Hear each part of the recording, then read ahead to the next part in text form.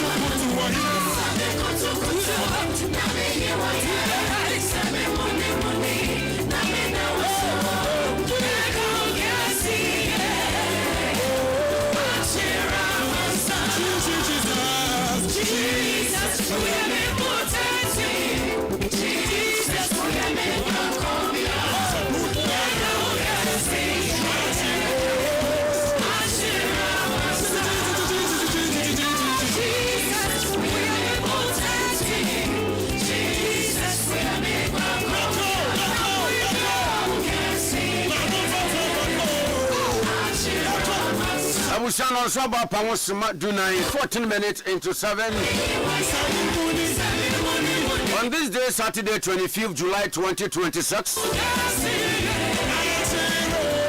I pense so one year need your council baby. I will be a watching in Kabiano. Mamma watching what I say if you didn't okay 101.7 FM and say when I would see.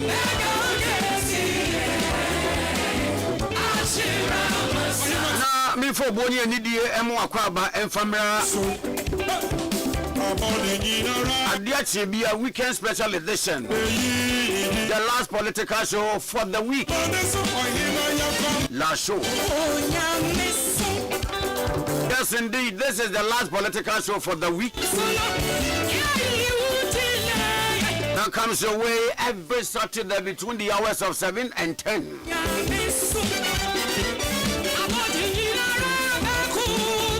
Chief Captain Field Marshal Yenana Kwame Amo and on the mission of pay. I am a Yama who I am in the GSM Michelle.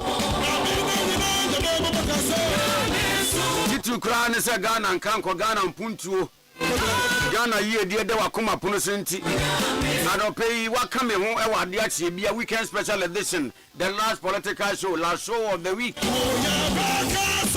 Na yabeka o mai ni yo ehunsem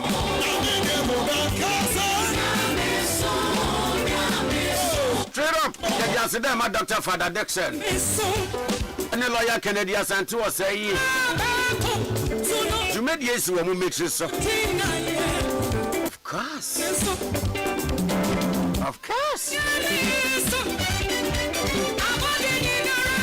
yes of course the ube unu ni dia obete our United Television.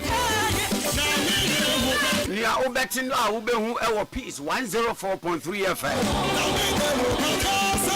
Nia Obeti Ubehu our OK 101.7 FM. Nia Obeti and Nia Ubehu our NEAT 100.9. And then the Ubehu the Obeti our Hello 101.5 FM. Under the auspices of Dr. Father Dixon, 1 man soldier, 1 man before battalion. Let's praise the name of the Lord. Kasadaya ode. Kuyapim ni be kasadaya ode. Ati ambo Dr. Father Dixon, this is executive producer, why didn't you bebo? Ade Akye Abia weekend special edition. The last political show last show Jumedie. Abwafo Isaac Opoku. Versatile Isaac Opoku. I will be say one out in the day or Chairman General Kwame Sefa kan kuku sunana. Yes. Alcoholic. Yes, a pen drive with that one. No any problem. Workaholic. Producing news with Edward Kosi and the Anopa. Johnny Pardy and Nadia and so on. And the memory dances so or your convenience. Your point probably sorry.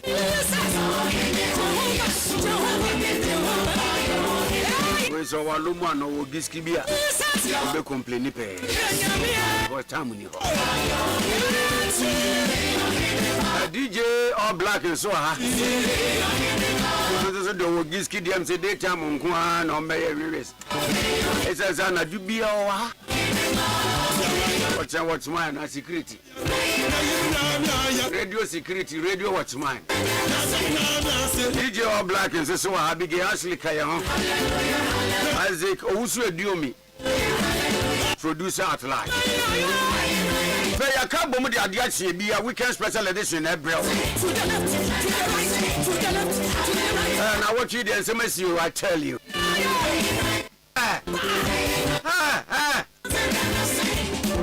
SMS is papa Jano Pekra ye hu dia yen kan because in some the dozen the jacket ya hu hi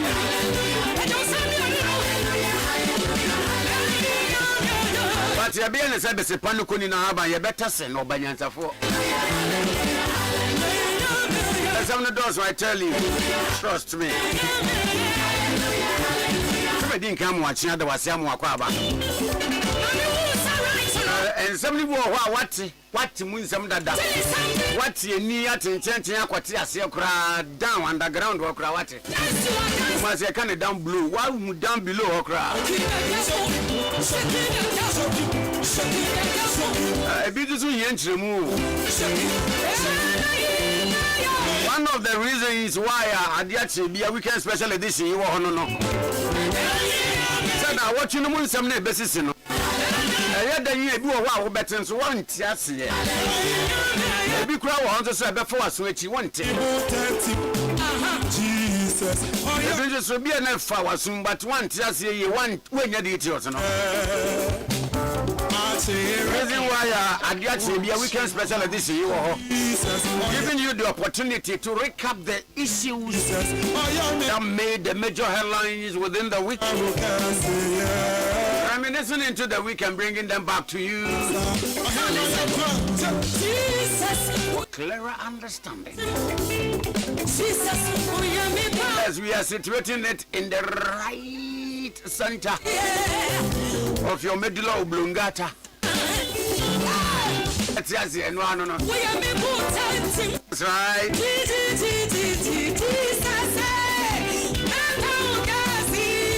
And somebody been to see ya and no ya said dan kan ho asem kese because now what you budget and the Benadent you bo sia ko chema wontumi asem no age na what you boss pa but now what you don't know so what you say Raju Asafo anka ne do me kwa benyamra se bedwani Raju akasa yo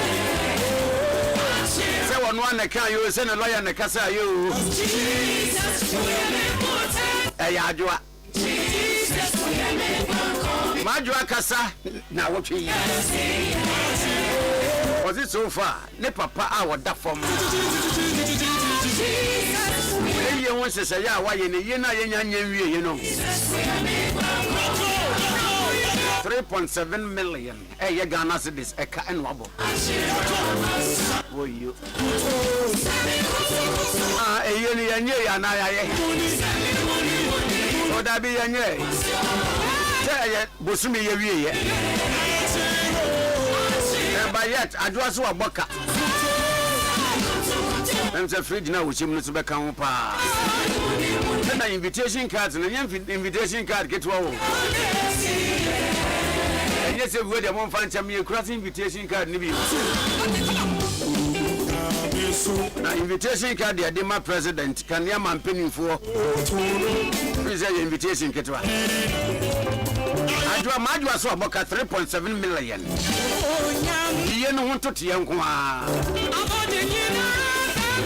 anti we no waji anase obetwa wo mu ye ni wie nsa abode ne ba no mate ama no semwo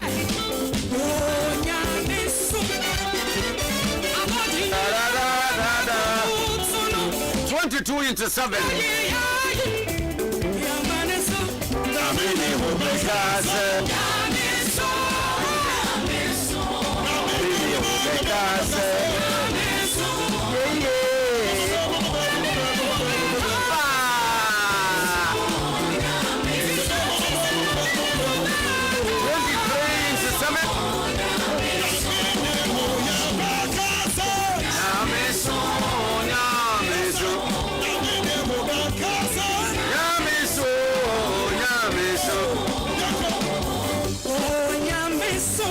na mebisa se Ken Oforiata Ken Ofori kuntunkunu ata anti dia ya no so nti a wotwa ne ho aso free Ghana I don't care to be a Becca. Seriously, I don't mind. Genuine that I will be a new be a and will be a baby. Samumian Yaman and someone to and be a legitimate question. Ah, can Oforiata or Tegada will be in a echo. Will be a bono. And I will be a Tino. Wako pakene ka dako kra mo bi kodjo ne ties for ni na ma wonya bi indication bi se ni pe bi nyombe ye ne bone anase ne bi ani fie wo kra nkra bi kra de koyon anase wo mo de crayon ko trotro ho ana mo de dado ko trotro ho se be careful sema mo yesudina wo ma ya yetime ye na yetena sumdue mu obi anye obi ahwe yesudina hire wo ko America wo se me mabie honestly and sincerely that's when we make you know how many times you politics on change and misa yes we trimu fita nti am won kwa na meboa ayade ya na Ken Oforiata ayade ya ni so de ya ni hu abra wo se mema America monye me na mentina ha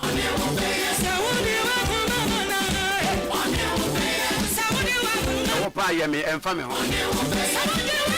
no kra na ho mpentra because many fee ya me journalism adwuma imu past finance ministers na obi ate ha Dr. Kwabena for ha said tekpe ewa ha na wan grab him obi anko baby ya no ye finance minister mampeni o se ade yo John Kofi die wo don bere ma je kumo se bere ma kofo abreso o wa anko baby wonko ade wo se o kwa wo ma ka ho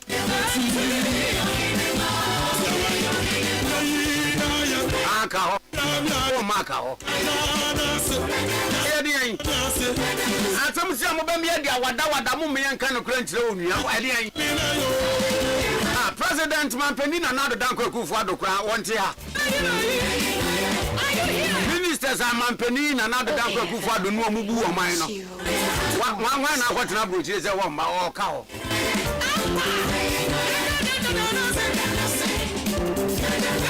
oda ma be face an anka dia yanka Mama yanke kano kra tire ya one dia ya manyasem na dia na fahin kosi ya na dia na fahin ne kosi ya na dia unnecessary comparisons na ya dia mana dey sa topic we pa dia na min treat e me bufu how man di dia wan ka wai did you black ya no anu ama wan ka ho Oforiata ba kuna na Oforiata na Bramema Oforiata edi onka ho we am butantim ndi am onu anenim anka ne trim ze muma wazo da ya ho wazo tere o da so ni me wo yam na se meti a me ye obi o me ka kire wo sama manya sama kata ye ni no kra da wa ye mpese e beka ya me na menti a double portion ati ade we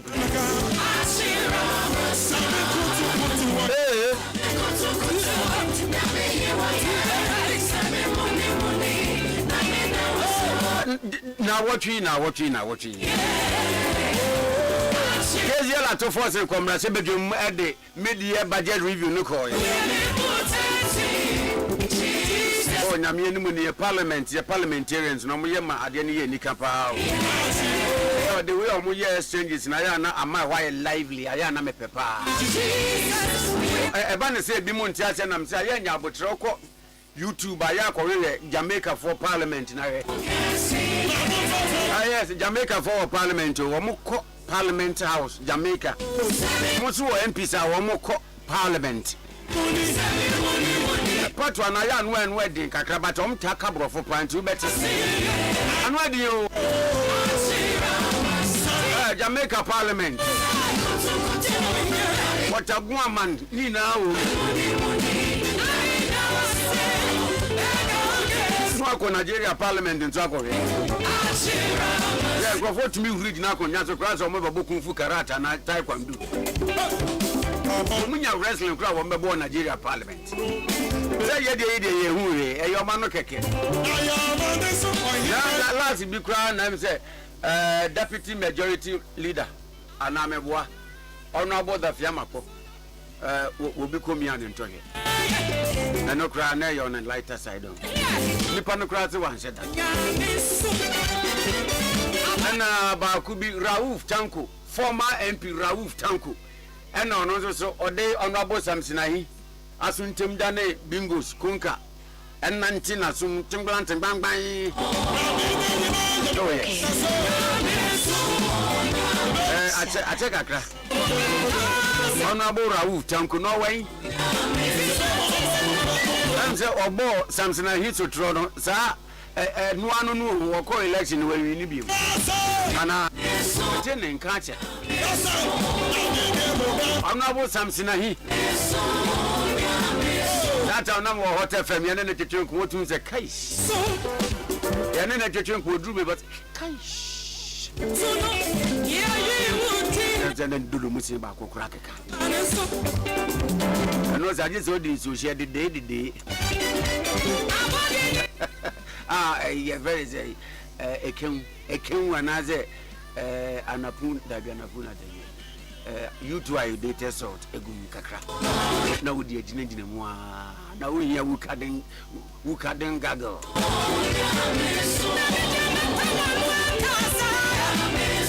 Until we honorable Samsina here, honorable Raouf Tanku, and Antin and Nisubono Kufioku Sutro. As some buffer to you, how you honorable the Fiamapo. And so they didn't tell you, ASC because Anamasa, Yeposa, Ediogua was a cool commission. Then said, danger incident to be a attack of a fellow member of parliament to another. Oh, yeah, Nabian na Akonopa said the Emrasibija for Nano Yawada exchanges in the basso. Orian Kokwanket said the Emrasibija for teacher majority in the minority. Wamuka once some noa. Oh, now, a Syrian Koma. Sign you coming up in your market. Minority leader. So I bet you know what HMS Yabun, so I dear Palm and I friend. I can get it, what Tinum come up. What to me, my majority leader, Mama, Yaraga boot for boot to pa. We know your money here, Yanan in Kanko. We agree to disagree.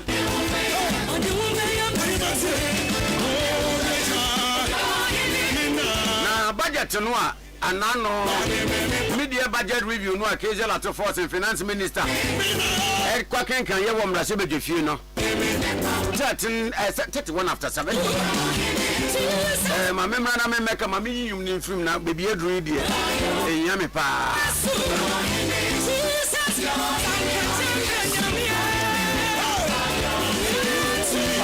for 32 minutes into 7 live on OK 101.7 FM Suni. Ade Akye Abia weekend special edition. So and I would say last show. Last show means the last political show of the week. And ya denami na baby I made read with your kindest permission. Mami yum no enfrum kakram jidi say o ya dapa oyima mercy ne emoji. Combination ya tight. Sana die di nkan boy no. Oh, Dana Hamilton and my former PRO, the Pentecost University College, and they were suffer boati and your boy was so dear disaster. Now, budget no, and I'm going to budget review no. Media budget review, no. But just before that, Maminka will say we are streaming live and we are social media platforms so most especially on Facebook, on YouTube, and Madaroma, Meba, Titru, Facebook, ni YouTube. Na Mabekin Kanye. my messages. So hesitate not to send your messages, your thoughts, your views, your comment on issues I here discussing. Now, my Facebook, my behu ajiudin na najumong won kranza. Also, you can make all the lies and propaganda with the economy, but the reality of the people's life will expose you. Greetings to David Yabwache and Sophia Free Year Danso, Bono East MPP Regional Secretary and Women's Organizer respectively. I humbly appeal to delegate to retain them. All right. Piaga say everything is clear that the NDC is leaving power in 2028. Good morning, Ohinana. Piaga, good morning to you too. I hope by the grace of God you are fit as a fiddle. Darling Prince is a Prof. Prince in the watching live inside I am Bobuano in the Adanson North District. Bubriase. I hope I get that one right. Yes. So what journey I know I'm yet to come on young baby I share you free. And most importantly, I know I share program here am I o share the camera then now I like it. Like no and no sense oko baby I share and down one baby I ultra comment no right. Ubon se nipa nsa akokromotina page akosoro. Ya painting white and that blue circle background mu. And to be to me as many times as possible. Then now we call love no so. Oh, and no ya akuma ya the white na draw akuma no. And then also that red circle background mu. Then to be to me as many times as possible. Facebook no. My member YouTube on so na member he. Say nuanum bi adjoine ewo YouTube on so na ya acknowledge mo. Na yanko yenim sa pepe. All right, so okay, so I'll be reading your messages. Keep them coming. And YouTube and Facebook and never know the come messages spasmodically from time to time. So yeah, muscle. Now ya muscle dia na yebeko yenim budget. Media budget review. For the sound for Dr. Kizel after Forsen. At the comrade Sibet Funo. I just a preco, Brachas Quay. On say, Nidenti Anna Coffee B of blessed memory crack, I say. Nidde enti preco Yamunam. Why? Because we are preco part our pay, Obisanason Domido. Obi so open a him, obi so open a tasso. Preko brachas a quay, ni baby a de. To obia will be a yen de. Madame Quadi will be a Bianisa. Cause Mukabian, my favorite partner, Obiato. Sana budget net ye, Obiane budget ne far a yet the point of interest in tea. What can 170 after Thursday delivering by and commander shall see in the 6 p.m. news of the various media outlets and I dare say Yawada Ifiada which is enra and I'm commono it will be a bagaya seposo. It is over here several sectors of the economy and media houses no eto wo torchlight here so e kan wasem e bika agric e bika rules e bika energy na me budget na media budget na Dr. Kejela to forcing e kwa kan ye no me baby I me interest pa for me baby I me me de baby I me ni kun pa. Baby, you mentioned buses, new buses are urban. So it has been my heartbeat for several years. I am a heartbeat pa. Buses, new ones are buying so they ban. I'm Brazil, slap by passing with the member name a mere talk. aban fa wo se nye woyo na buses ne mra, especially say beboa intercity movement and intercity transportation no, because abusia sometimes I say adia sawon from 6-7 eko etumi kwa kodru 9 o'clock okra ubedru station bi na nipa eguo epeka wabapum adwuma a woso mu kofie ntem na wo mutumi didi rest nya hoden sanso sori ahomache ba adwuma the following day no obe na asat 9 asat 10 na still ebi da ho delay mu epeka. I believe said the American enye me nko a na ma observe me gidi say I have witnesses watching me and bearing witness. Seriously. Ayamatete sem papa. Na ayame hia sem so because life expectancy a wo de ba I want research ebano osha bebrenu anya enough rest and enough sleep enti bebre de naka na nya wo mfom so. Imagine say nipa no 10 o'clock and 9 o'clock no benya car tambe no bedi traffic makwa kodu fie ana jonso so nyese ma me ndidi but ya come to dinner obedidi obesity na eba no another nchen ya cholesterol ebe kosro na yari ahodo ebe ti atese abuja wuyi anadwoa nipa pon a cab nya eden to their various destinations to nchen ya ahomache wo mo ba adwuma yesi June July mu dia na ahomete ai so to ahomache no ubedru joint na nkrofo bodompem wo na insio to obi mpo free fia ba no onum se insio be 20 chinie wan fa bi no di ginam as early as 5 enti me moment de media budget review no emun sam doso but ahana me heartbeat am pese me kan ho asem na me sre aban se na dawro ma won bomodin na akwantufo bre papa. Can we not revisit those days near wo osamo tata bus and new plan mono? Can we not revisit that era? I been enough.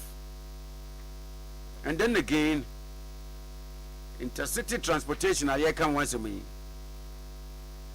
And penny for woman you call train home because number of passengers are trained by Akube to me a free in crancy. The Akosi Bia is a woman as whom and ya the ketwa. Yes, sir. Because all other developed countries are transportation is a problem. By the grace of God, we've had opportunity to travel to 1 or 2 countries, Kakra, so we can speak. Nyayenim. Is it China? The Abakrama buses nibuwa. No driver, no mate. Want to well be a. Utinemwa ofwa udusikato eyinmusa no akotinem ekosa ye remote drew baby na traffic ho na aso red eye begina drew baby na was say negotiate e be negotiate egina ema wusi transportation ye problem train wo ho bebre sure. Na ba ku bia me be suggest kra de na train kra na yentumi ye na no eposo oh yentumi nya ship nkiti bi nsi aposo na nka omo coastal areas no ti from Accra to your friends say Abia hoko from Manchagbona Jamestown to be Atema Teshi Numwa so ye nyanya bisa train grand nyanya in ship tre wafake say wafake no place station circle former President John Evans Fifi Atamels rest in perfect peace. Greetings to Gordon MPP National Communication Director Hofo and Honorable Ali Miga MPP National Organizer Hofo. Okay. And that is it about the budget. Now 24th July enra. Now exactly 14 years. Professor John Evans Fifi Atamels.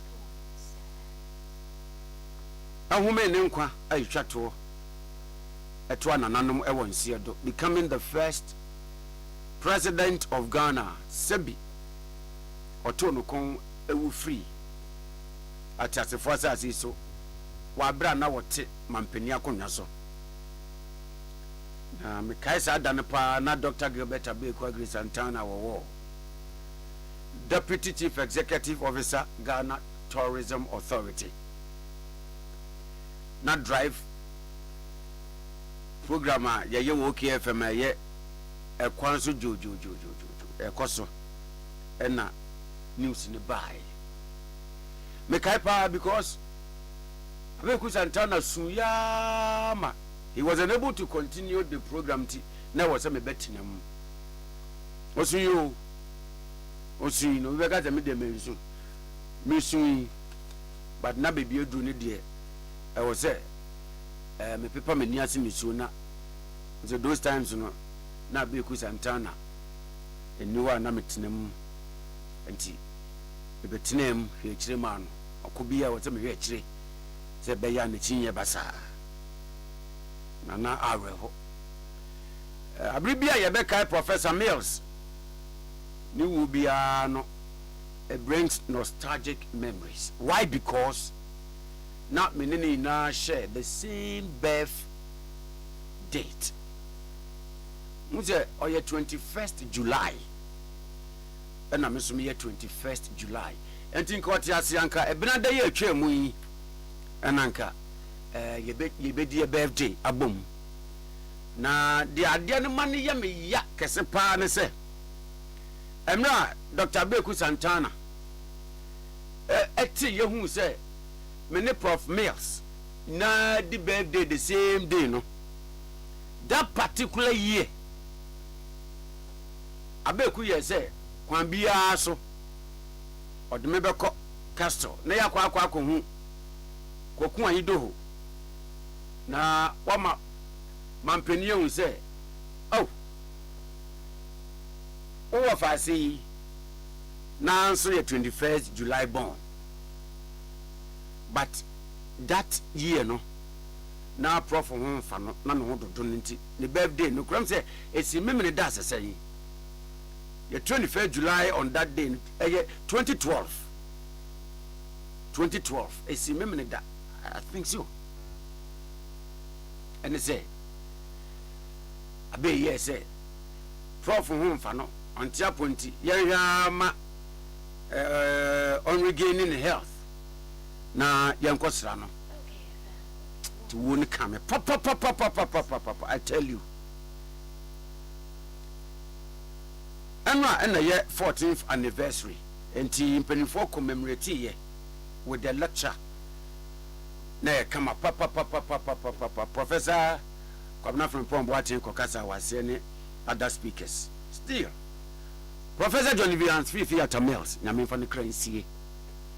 And other issues are now watching a sea, a binono. Sir Maka, Majua de natural.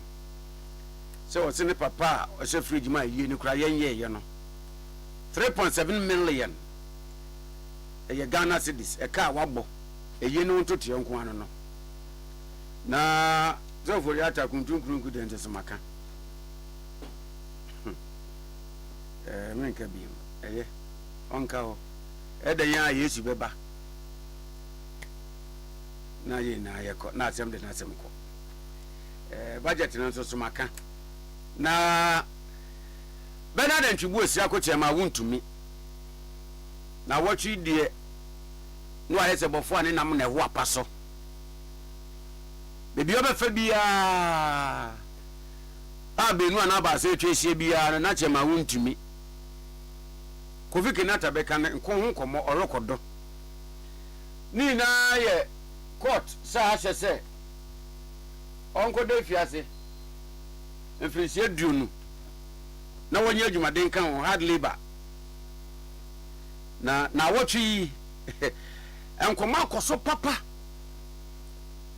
na ansa na meba chema wontumi de okay o de ma menkan wie enkoma akoso koma akoso pa highlight ni bi ye lawyer attaching or taking over from lawyer and the Ade Akye Abia now was said that day or court but went to me anko reason is say na ne be graduate ewo UK enti no asa akura nso bo say ne graduation we die odwabo mu kura wo beba ewuwo nko na ebetete on graduation ntem enti no want me nya court atembu no ana court asetena no want me nya graduation no won court da bi hwe kaneba ne ntwe kura ba mu yada ayakura kaneba ne bedi so ni no ana so bedi na so kura se onye ne ba biem enti woko UK enti se bia wonche reason why enti lawyer attaching na woni court sa da no a okọ ne ba graduation wo UK highlight ni bi no and then highlight ni bi nso so edoso pa na me oba ku bi no technical but enya technical sa Kwame Nkrumah tikese the morning show president of the land na da romanti judgment no benya bia kenkan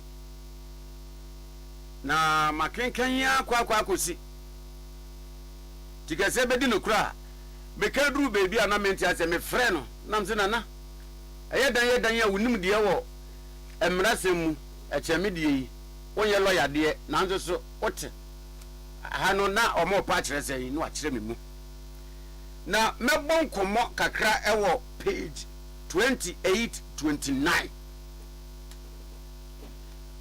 ewo no ana meduro na ewo ma kansa meduro bia no ma twi break because ewo no nsem wo de se wonya judgment ni bia na ebi da wanimu a page 28 and 29 now before I come to that no on a lighter side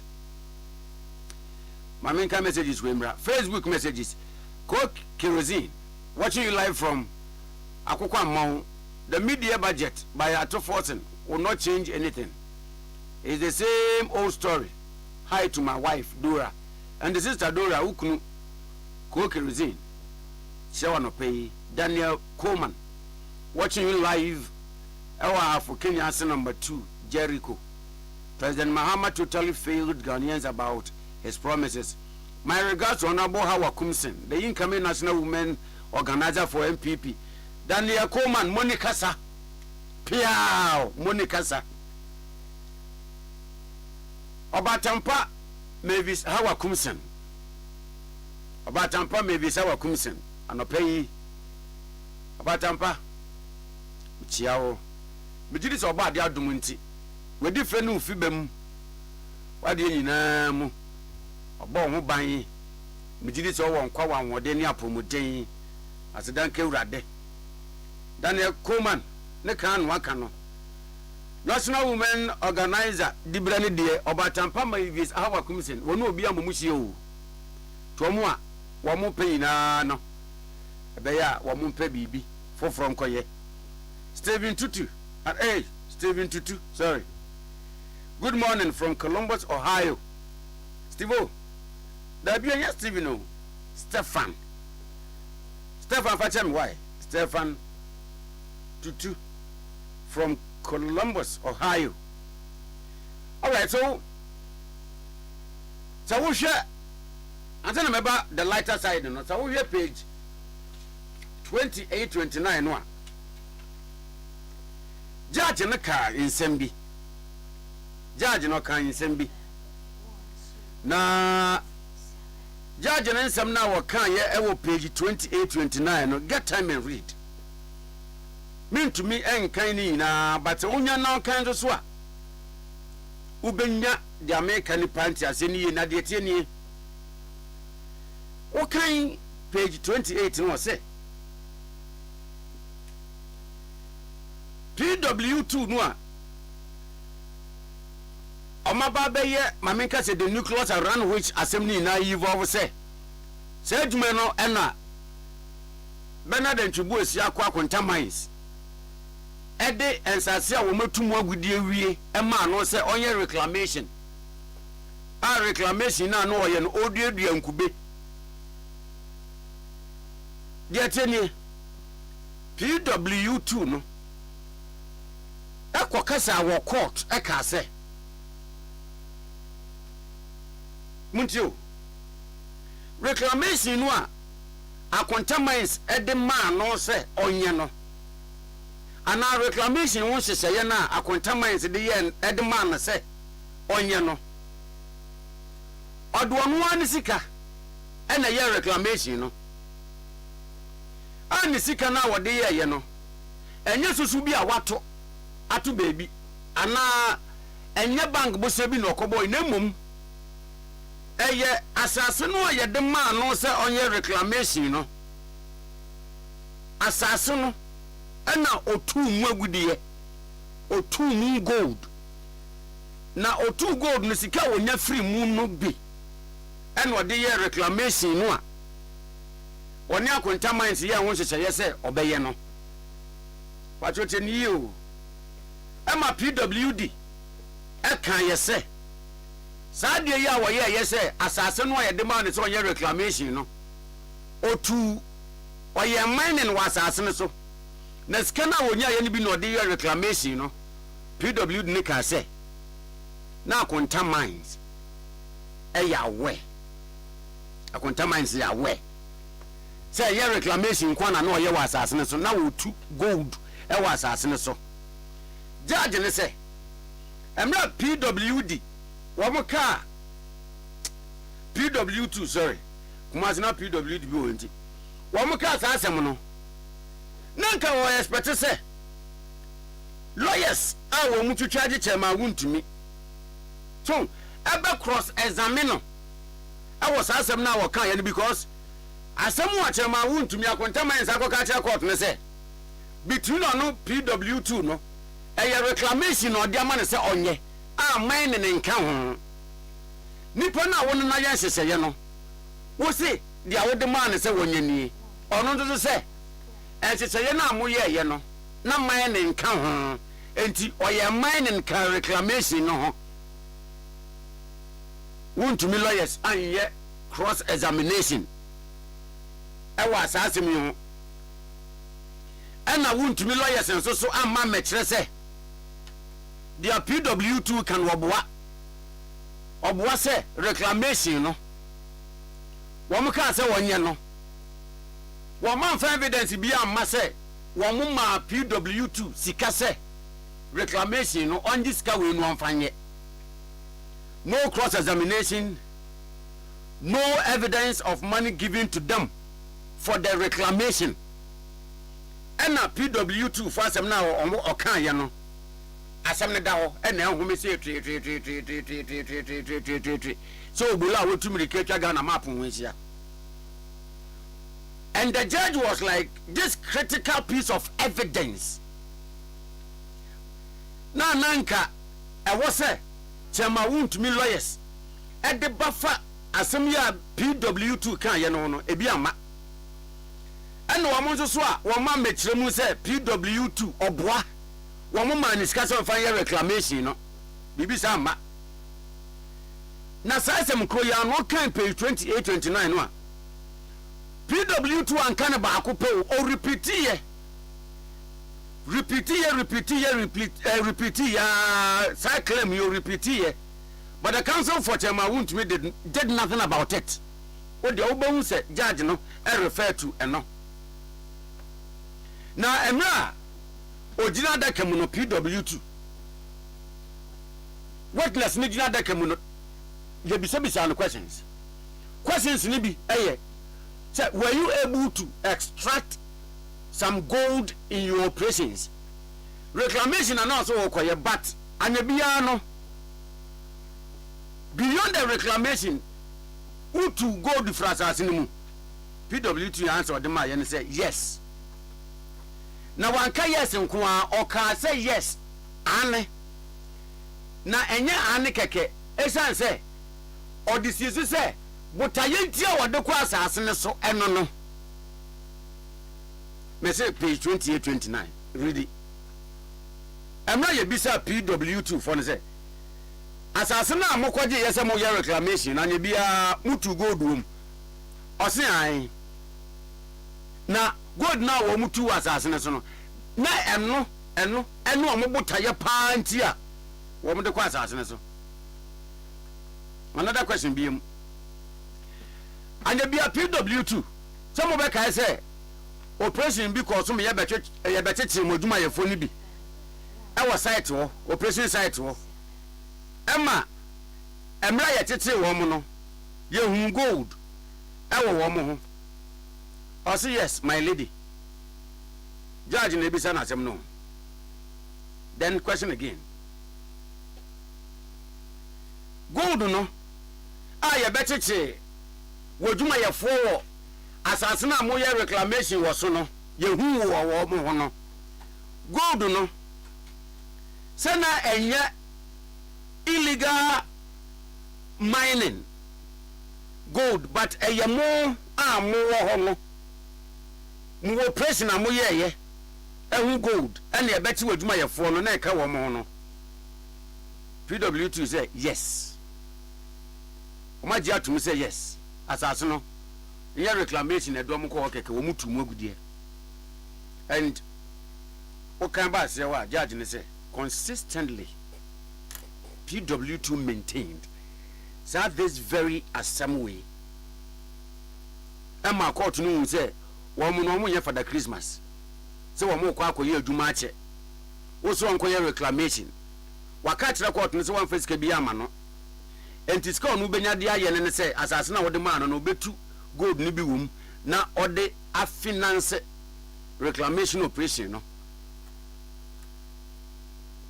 we na the council for Chairman Wontumi ankawe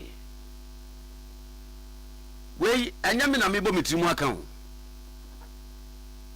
page 28-29 of the judgment nyana kan.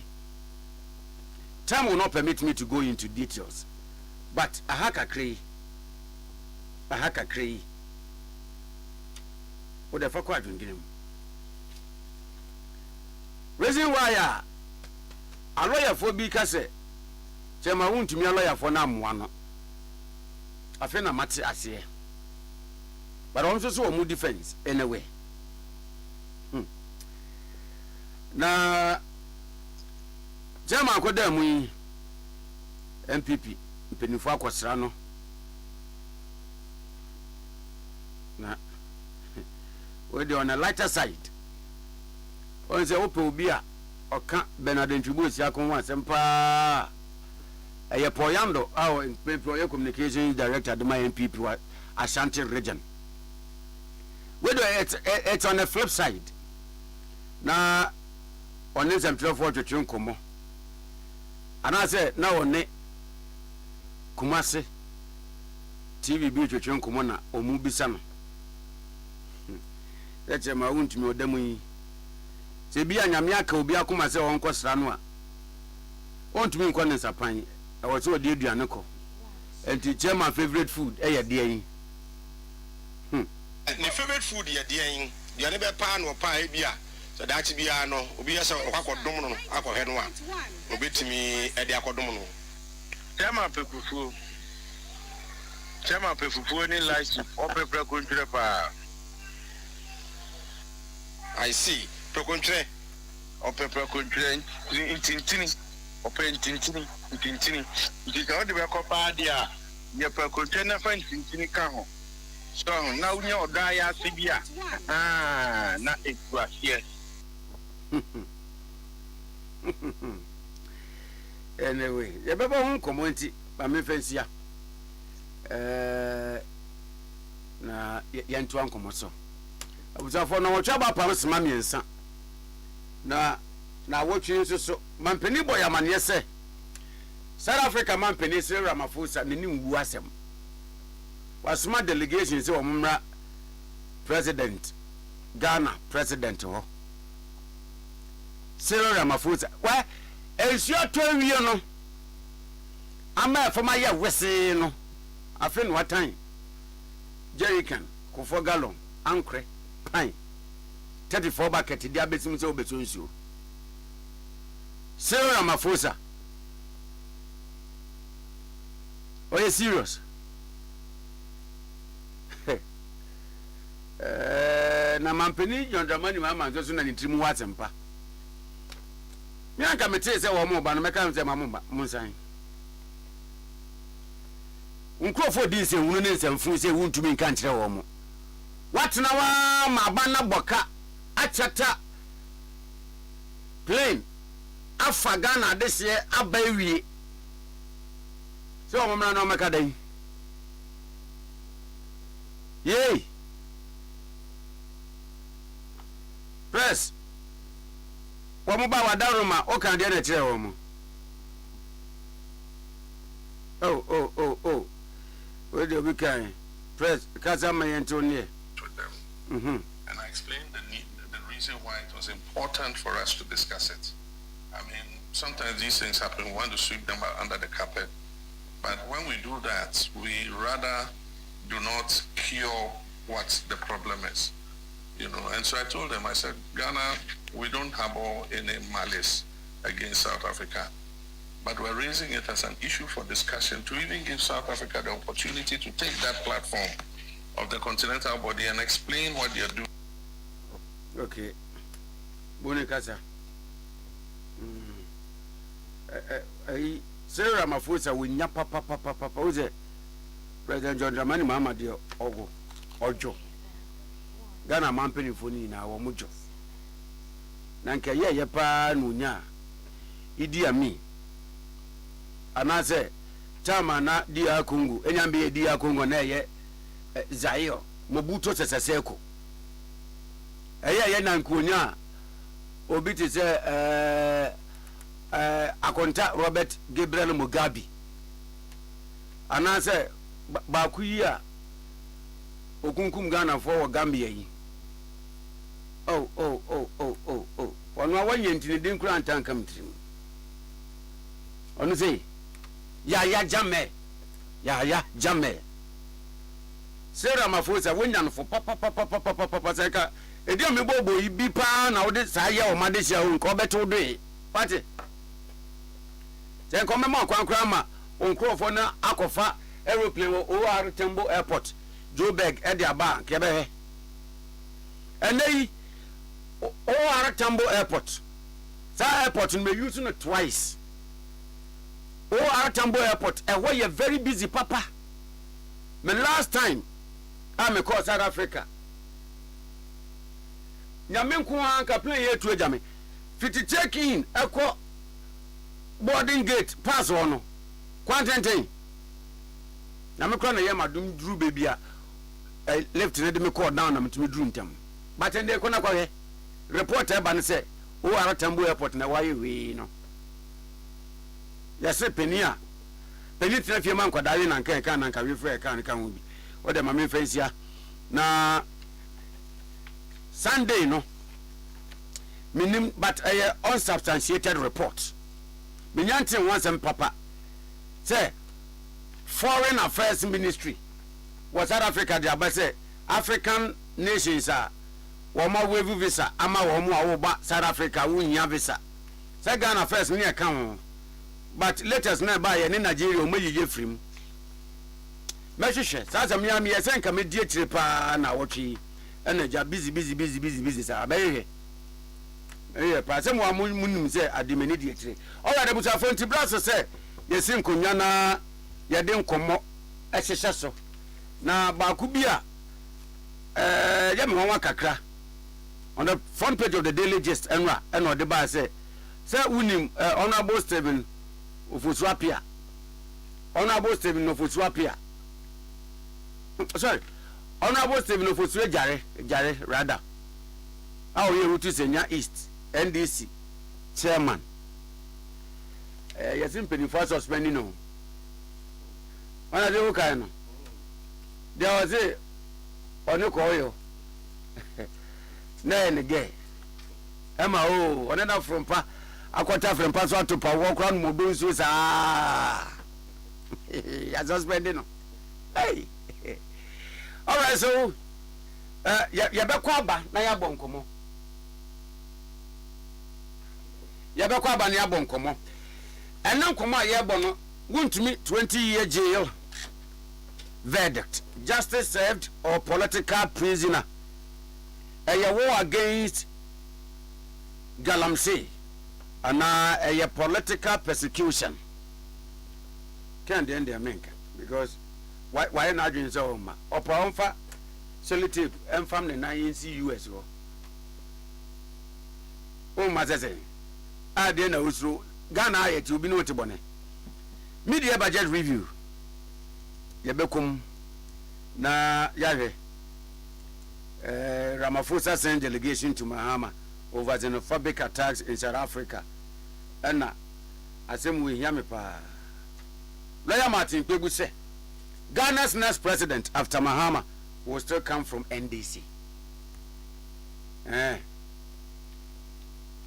Enyanuma yeshe o manim na ye no mabo asem ye nkomo Manuel Dako NPP communication team member and Jerobon Emmanuel, all right, communication team member, NDC.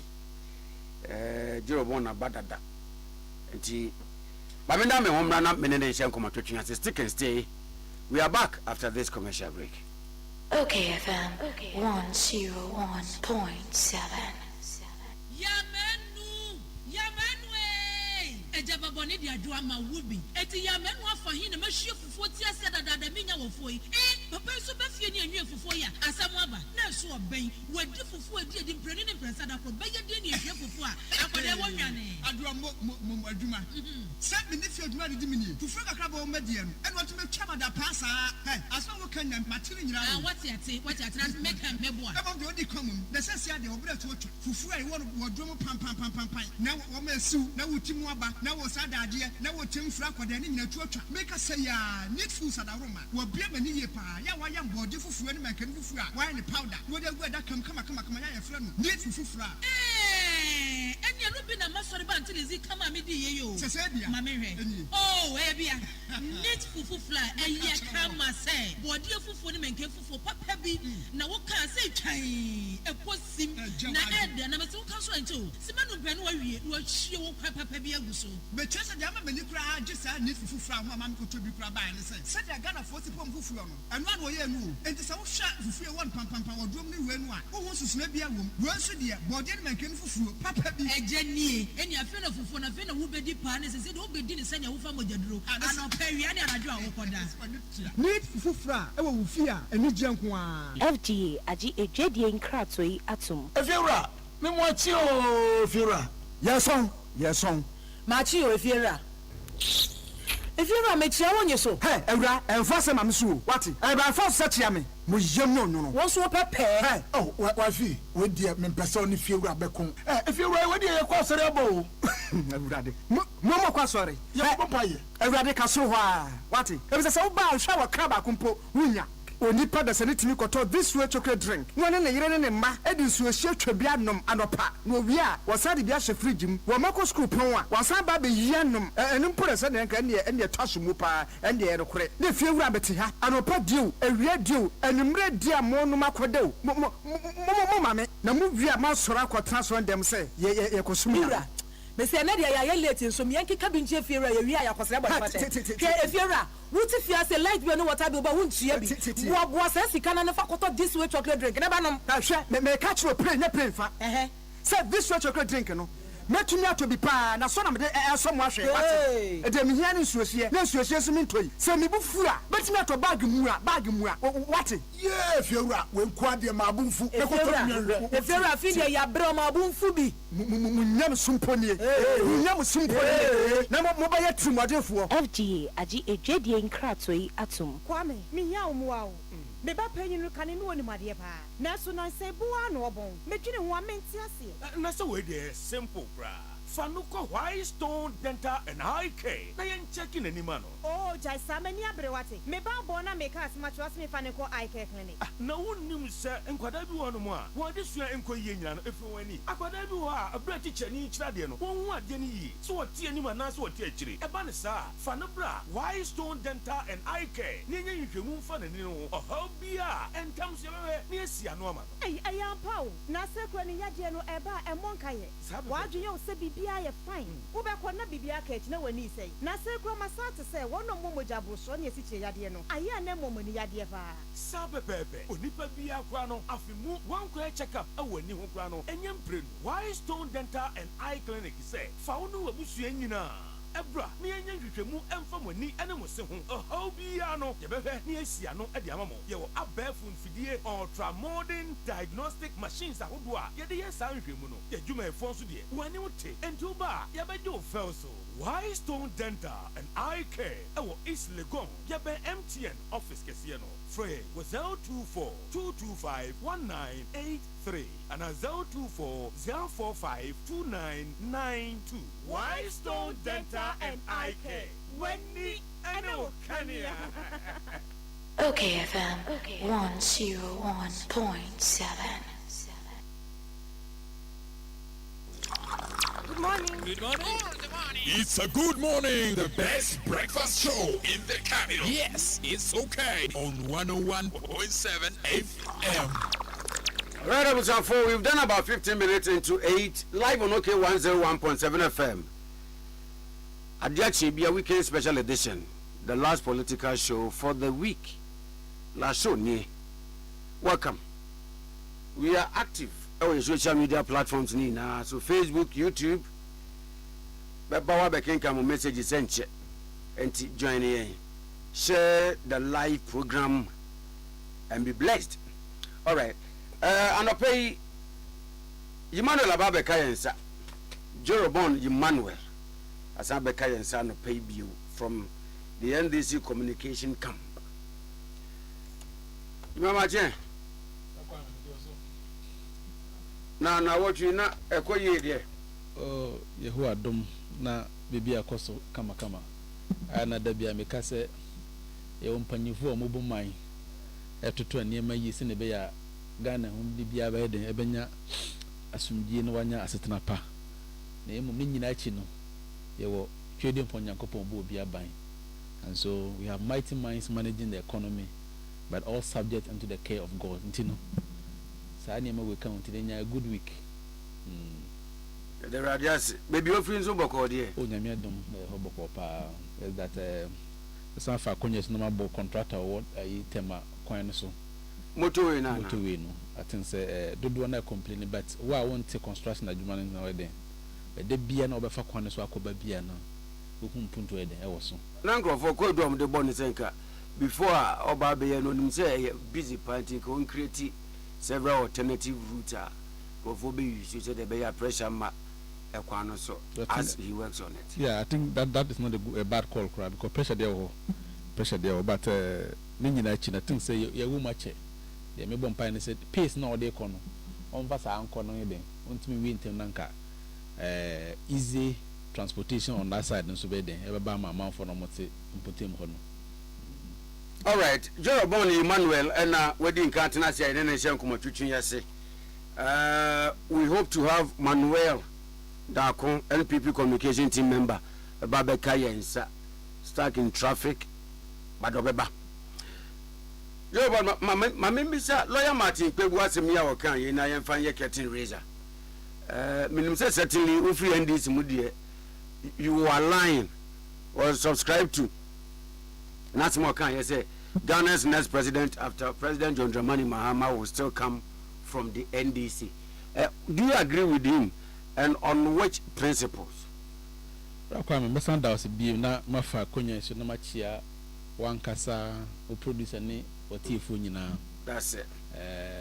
Na me so masanchia party mpanyifo nyina. Titro Yora Kugan, Deputy Communication Director my NDC.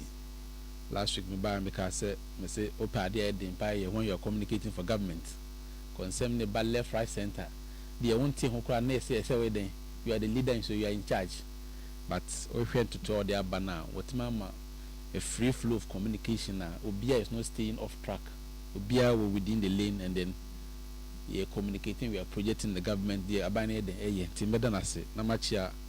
My boss back on Abdullah Sakara, Senya Kopon Shirano, Baby will be, I think, say, one of the people what discovered so earlier, and then I think, say, we're also doing our best.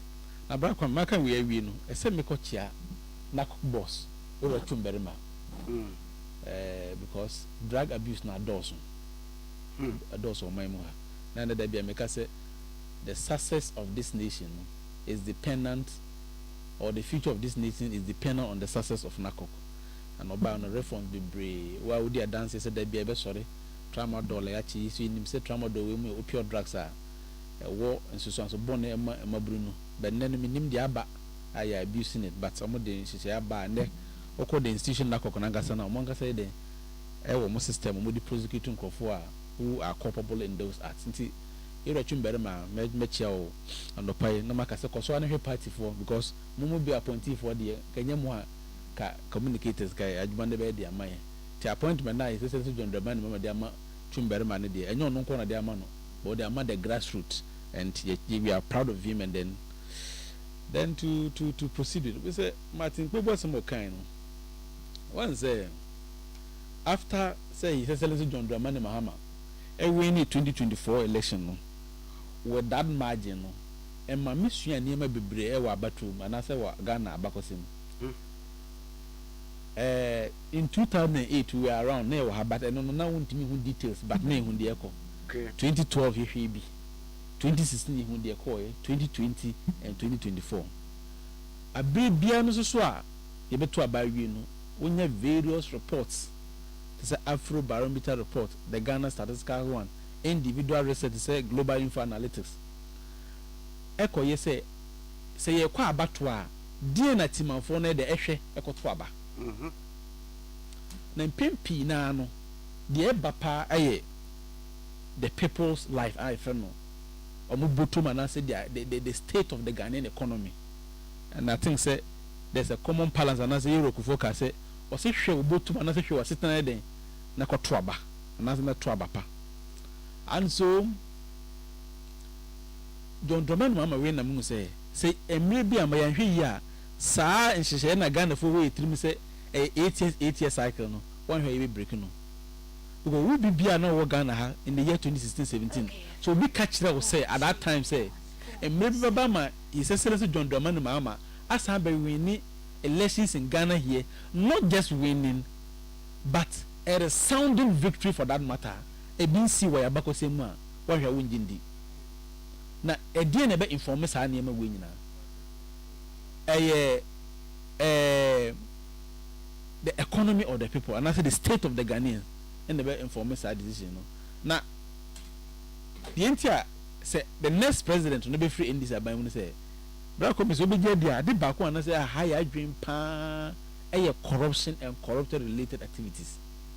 Men twan tronko ade at least 17 months and I say 15 to 17 months no yenti anything about corruption. Say we tie his excellency John Dramani Mahama, we tie the finance minister, we tie the governor of Bank of Ghana. Obia main focus and I say come priority list na to protect the public purse. See me be yes our public purse na you protect no ye dey co various sectors a e be nya nsunsuan so papa e wo the team amufo na ye Ghanaians. And dear adina oya e boy the ordinary Ghanaians ye wa de be friend social based interventions and no e bring reliefs and I mitigate the pressure and burdens on Ghanaians. Hebini den. Many uti hai. You will futu be a friend of the District Assembly Common Fund. Sad District Assembly Common Fund den eye. Eye futwa ye see ye GDP na area. Yen tika krabini fanko the various assemblies and the municipalities. Sine be ya because abane so. DC na wo ho no. Oni the number of villages ni nkurase wo ho. Assembly Common Fund den eye. Ye kwa krabese.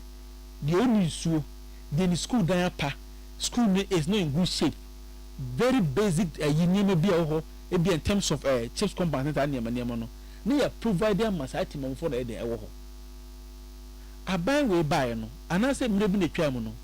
His Excellency the Nado Danko Akufado undertake activity from the earmark and ray capping alignment acts. Say for true way for 20 million is that this Assembly Common Fund, National Health Insurance Levy, Road Fund. So no or teso na skani bi no wayibi e dey accord adna from the consolidated what fund no mo dey basically o maka say a goods and service don do man baba no say dey bi for two be the very purpose and say at the county portier no o full allocation no obanya rakwame nti ye ba ye no in the year 2024 adna friend no even get fund was getting about 53%. Not the account only don't we not be using it to service or collateral Dutch bond no more omokoji no. Emma they just barely getting 6.3 billion Ghana cedis. Mama said that. Hey mbana sa. Give full allocation. 2025 budget presented by Atuforce no. Or making a budget allocation of 9 billion say yem farmer sa fund no. Even by media budget in the year 2025, Atuforce no release about 4.4 billion Ghana cedis say fan ko get fund. Yes. And also why get fund no Atuforce and say and answer mama say ye di be chef free senior high school na say. Na mum no free senior high school also give 1 billion Ghana cedis for so ho say. And to get fund is asking the amount no. MC DC concras no kohwe die ne kunya touchma every those basic things no for so massive. And also why District Assembly Common Fund in the year 2024 my own constituency and answer District Bole scan no money all Ghana cedis that's around 2.9 billion Ghana cedis and nobody 290,000 Ghana cedis at force and buy no first budget reading or more 8.7 billion Ghana cedis by media budget no release 2.9 billion Ghana cedis echo this Assembly Common Fund the chairman say the various constituencies on an average will be about 5 million Ghana cedis, 50 billion Ghana cedis only in first quarter, second quarter. To be called in Susem, her name when you cost you two. We know any political year, like I say, be a police, and to be near Chama, be my minimum my day. I can name you, there be. When a intervention at the bar, everybody benefits. Titiman Foundation way now. Federal rules, because if you look at how it is going on there. And the end is about you see, I did back a bit more bomb food inflation about form. And yes, sometimes your road networks and the banner ye deliberate say, apart from the federal rules by no, under the Minister of Agriculture, ye identify farming communities. We are going to construct more than 1,000 kilometers of road. See the Baya, who could find no by na say ministry of food banana, no born yet di, the do a cry, black one or yellow tobu, Amasama marketer, no boy the abba form. It abandoned allocate 828 million Ghana cedis say ye the yes acquire in the 2025 budget. Oko media budget oko te dokan. Last week in the past year did bail call say a person access World Bank facility of $500 million near the acquire acquire. The oti across no say you are contumra, the oti adidomi, the oti bole across no hwesa nyime we nyina. It at the end of the day no, we we nyina chi we a. Menyan can be pushing chiro. No free stress policy. Yes, people have raised their issues with it. But the bottom line is Abania de Etua. In the year 2025, Abania allocates me 499 million Ghana cedis. Ma, who be an over pass with my call every form of tertiary institution biano. That's kind of a day de amount. By media budget, na Abania 300 million Ghana cedis, benefiting over 154,000 Ghanaian students. Our more polytechnic, the universities, the nursing. And also why was it why we nursing technical in the black army? While I am a bomb on to me now stipends no. Me say be shemu kana mo. Into the no ye. Even by media last year 2025 abano release 462 million Ghana cedis and they would dance in next be esre say be at obani ko school na say wanya ska bi amana sa ska we ba ne samene ne sa niam we no owo so betuma to eno ne bring relief e map ahofo no we de he omo eso ho no say there be numbers ne be kosoro and the society 2026 me too from 462 no me dey call 474 million Ghana cedis. These are statements contained in the budget. Matters of fact, they are released. Nobody has challenged that. It Martin Pebuka and some of the better can be brave. Okay, so over to make a be brave, but Bakubia Okan ya me person me chip in kakra with the minority leader Kwame Afinyo Markin. Afinyo Markin, yeah, Okan, which I will play a very short voice and audio. Say, as of now, no case of corruption, no case of underdealings, but the minority holds a contra view because, ama, so lawyer Martin Pebu say, still the president will come from the NDC, or see you are on your way to opposition. Or they just take a lesson. Just about 32 seconds. Okay. But you know what? The good news is that you are on your way to opposition. You are on your way to opposition. So you should begin thinking. You should begin thinking deep. Because there is one cells, is one prison will not be locked up. It will open widely for you. It will swallow many of you. From what we are seeing in public procurement. But you know what? The good news is that you are on your way to opposition. You are on your way to opposition. So you should begin thinking. You should begin thinking deep. Because there is one cells, is one prison will not be locked up. It will open widely for you. It will swallow many of you. From what we are seeing in public procurement, your situation will be worse. So be careful, those of you who are comfortable.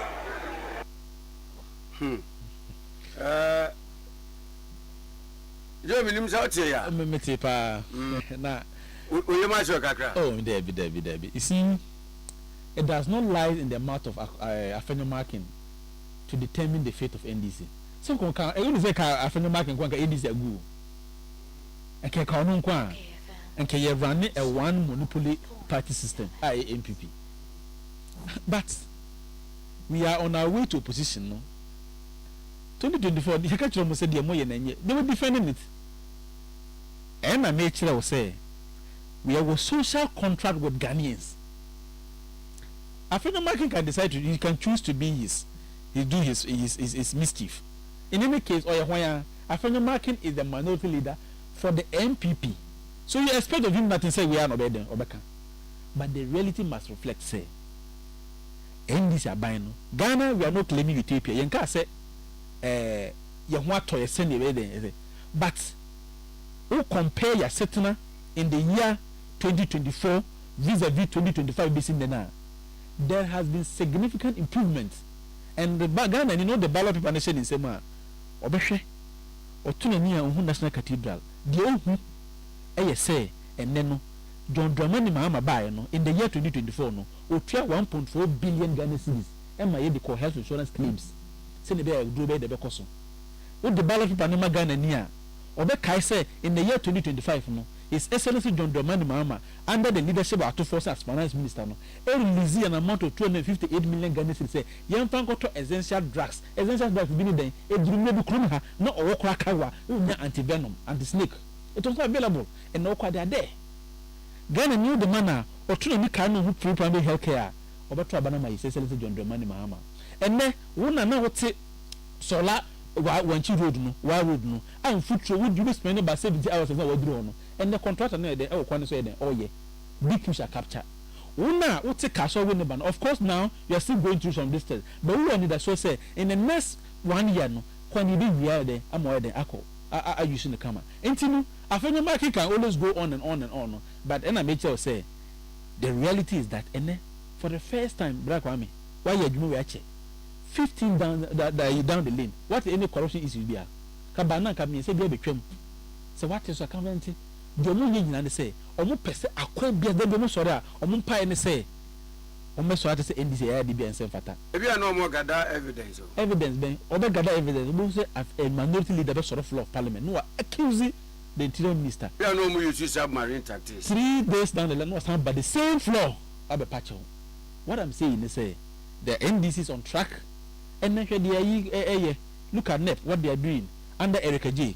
They're really doing very well, supporting most Ghanaian youth, and that is what the NDC is out for. And you know, Martin Pemukasa, I perfectly agree with him. Not necessarily free NDC, but we share the cost. We share near my banner there to you. I'm very certain say in the year 2028, no, we be now obey the Uber Society SSC John Dramani man. Because at the end of the day, we are going to campaign based on the party track record, and the track record there are plethora of them. I could have gone on and on with you, and I think say Ghanaians will be very appreciative and they will give us the mandate to continue after Mr. Seleton John Dramani Mahama. On YouTube, Godfred Edwe Champon sharing all the way. Kumase Tanoso. Kumase Tanoso the na yete odu ani akire ebuakwa no.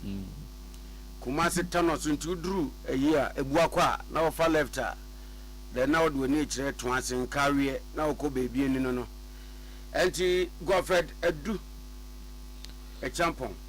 Thank you very much for joining us on YouTube live this morning.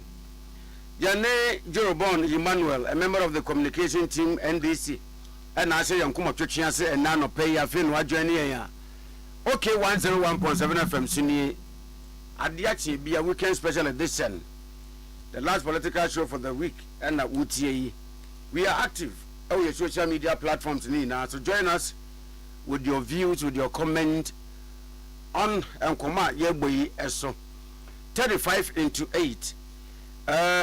Jorobon, we are sent back. Yamien, it's MB Yemehi. Okay. Sir, your cocaine news, and I say, me news items in there can one name go fupa. One galam say can. Okay. And it's a woman of Ankokwano. But I want to see Kanufuriata. And a paper church and America say, oh, that's also my Yano. Yano. Nitibwa Beguano for Yano. And I was like, saying, your politics and I said, yes, me. I had even former president Nana Danko Akufo-Addo crowd more opportunity. O say we as a finance minister. O wie your down here. What's gruma? Aha we and na making. Unko park wo car baby. Member say enkwada da no car na petu pre atoto boabom. Amo glasses ni na bobo. Ana say o four ties ni na ya dwunu na afo che no aka say enkrofo bi amini. O wa obi ayo dey. Na utu konko US utu kwanko US bra wo so womba mesa enkomo we no minim so person wo ka bidia because unya US immigration stay any ade why would you not want to come? Why? Minima debate commit me bebu esi utimu fita jam wonku. Na who say can of say you can't be like I think say me know we are personally having the same principle. Me can imagine say the matter cry me then dey actually be because see and me think can of rather say be ade back when the catch him say get money and you are powerful. The question you know is because the man has some good amount of money. Yes, basically yes.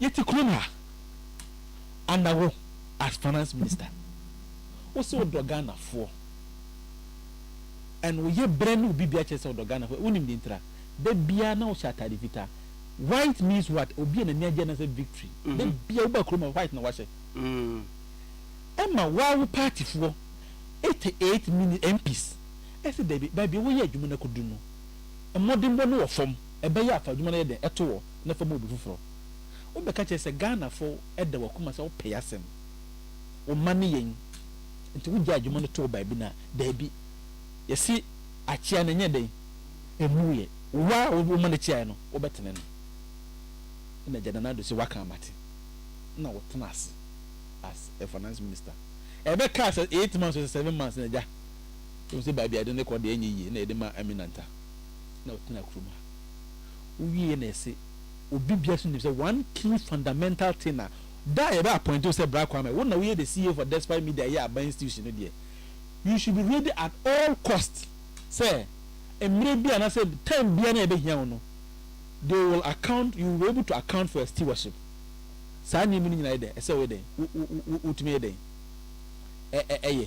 but after 2024 election occurred America January 2025 only say ofurukrom ha on the 6th of January 2025 adichiye ena his excellency John Dramani Man was sworn into office and so eba ne sa no ena OSP and OSP na status and same way so hwe SML deal hwe National Cathedral hwe ambulance papers say nima bia kosonte no ho ase nka brabe de bi yu ano he ye de ne china saa no okruma no shata di fita no odu America de no pe black I say for no chi say no the only choice is also black no te opa na me hwe papa say finance minister say be wanya nyakopa no adum am ya pejaw as the finance one of the most sensitive portfolios in Ghana here you can't come there and you have MPP members defending this. It's a big indictment to the political party at large. His Excellency John Dramani Mahama Nkrumah 8 years after he lost election. At a point, the special prosecutor Kisia Jaben every His Excellency John Dramani Mahama to two nanuasem investigated him upon the airbag scandal. Bra kwame mbana. We na report by no. We say we no. Any corruption deal by the anchor so Ghana did not lose even a dime, a penny on it. Even former President Okra subjected himself to for interrogation. None of is here working. Any of the other ministers they are here working. And they quite can for that that question me no dey me answer. I told you on wow. This on wow. That question the party. And Usha say near cost now. He is bent say hey kwan bia so makruma. Because you the faha, not the faha. You the faha, not the faha. And it's sad. And the Biamaka say, you see, the atwam, the way in the day, you mo by.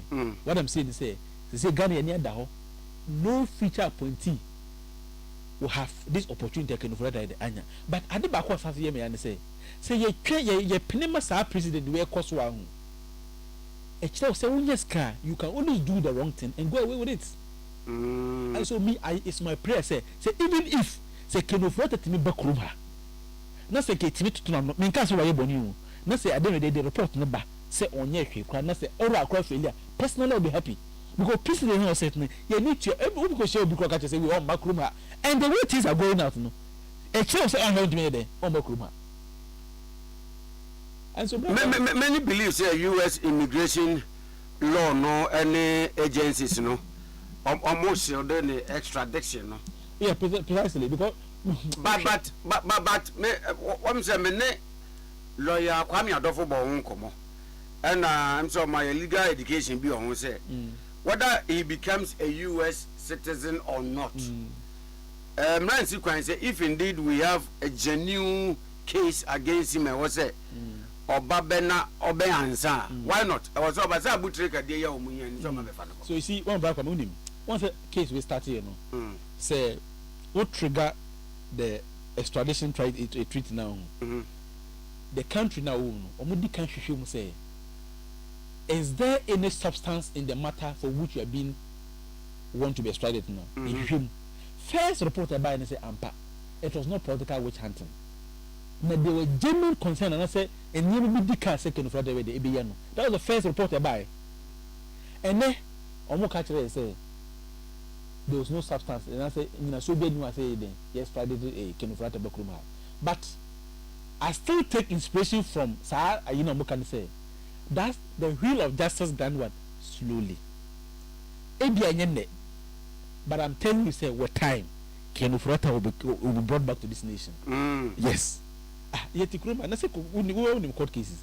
7 years na fe na rule ni dey ba ayi South Africa one of these guy renowned politician great friends Julius Malema Nikki started here 2019 and you na rule ni ba 6 years me was how GDA say you won't come quite easy and let me be to about but there will be a day Nika Bema Ken Ufrata one day will come to this country to face the full rigors of every provisional investigative body be oho but you want when you are lawyer for the commerce when you are clean you are acquitted and discharged then mo kofi contemporary coin but joy baby kakra ye mo wa say ni parania ni na na wa all right for instance mamemfa ayidie example kakra odo wo mo ense down correlated there but ni na fa wa bi sa wo hwe asante achim MP a ekoba say America hia no omo de akwa akoto Amsterdam ana Schiphol airport into dru bia red flag esiwi so miracles abuaje yeko hia no wotu kwan oba airport yensa so no mu kenoforiata as a time na ofri omayimu no na he was former finance minister and in fact na bankura and na manyoko ni aban mu so we have the special prosecutor's office and yes what call you na mu say or some questions to answer na e wo hodada enti one systems of operation and one system ye yina wo mantumi ehu se nipa yi a ye penu ebia o tu kwanye from ayimu so to circumvent this prolonged omma and a fugitive and a one yina no yendi ban from traveling now you're making sure say until obey answer whatever questions we have for him on to me to crime because one of the conditions are a judges need to cry the more be beyond bibiano lawyer Becca say on your flight risk am I some sent to cry them must submit or passport in the other day Jasha Manoko you see yes I think say one of the Myanmar yanye de yanhwe ni ye ma akoso but tama kenofrate free krum ha no ye to obani wie no on the 6th of January na kenofrate free oman ha na de chi na ekoso e sese John Dramani mama ewo of receive of January 2025 na de chi 7th na ekoso e sese John Dramani mama as president. You see, almost he even notified the chief of staff say or person then. But not kind of right and no. Why you only your person then? Oh yeah. Because it will be surprising for every Ghanaian to imagine say Obako so then Omba as finance minister. And he's entitled to those rights. But Oshia's example was I say no. She said Obi to say Achim Google MPC no. Obi drew on the chain no. Miracle ko buy na ede ye chi no but kenofrata ko no because he knew what he has done our person what on your plans or call better no or call ye na ni mai ho no was start a safeguarding no even at America and extradition treaty no utie law for no more can some kind of complex situation and besides he's a very rich man he take most of these smart lawyers in America. And we are many to Krona, saying you're smart lawyer, you know, you can delay the process. Sure. Yes. Now, Obi, you don't know what you're saying. And you $2 billion US dollars. Chairman, any data bank, advisor. And you remember 3% quite capital. To any lawyer, be a American, you can take the lawyer and they will delay this process. Basically, that's what is going on. Because I for Chile, we're having some hopes there. And I for Nyano, I told them, my say, he even called for that. But meaning I just don't want to mean person major to say there was a conspiracy theory between Onone special prosecutor. Me, I don't want to believe in those conjectures. But what I'm saying is if you are giving an appointment, you can say Jabe. We buy a press conference on various stages of Abakenufrata. Finally, your matter is being thrown away. So the question is, what is your credibility level? What is your competence? What record are you leaving behind? Because I don't know whether you are referring to the U.S. court in Kekachira. Yes. And I make a say, I just watched some aspect of the class. Almost any merit to be merit. But focus on what can just say, you know, so and just say, I'm crying. I'm going to say, the success of Kisaja Bay is not only limited to NDC Yingwang.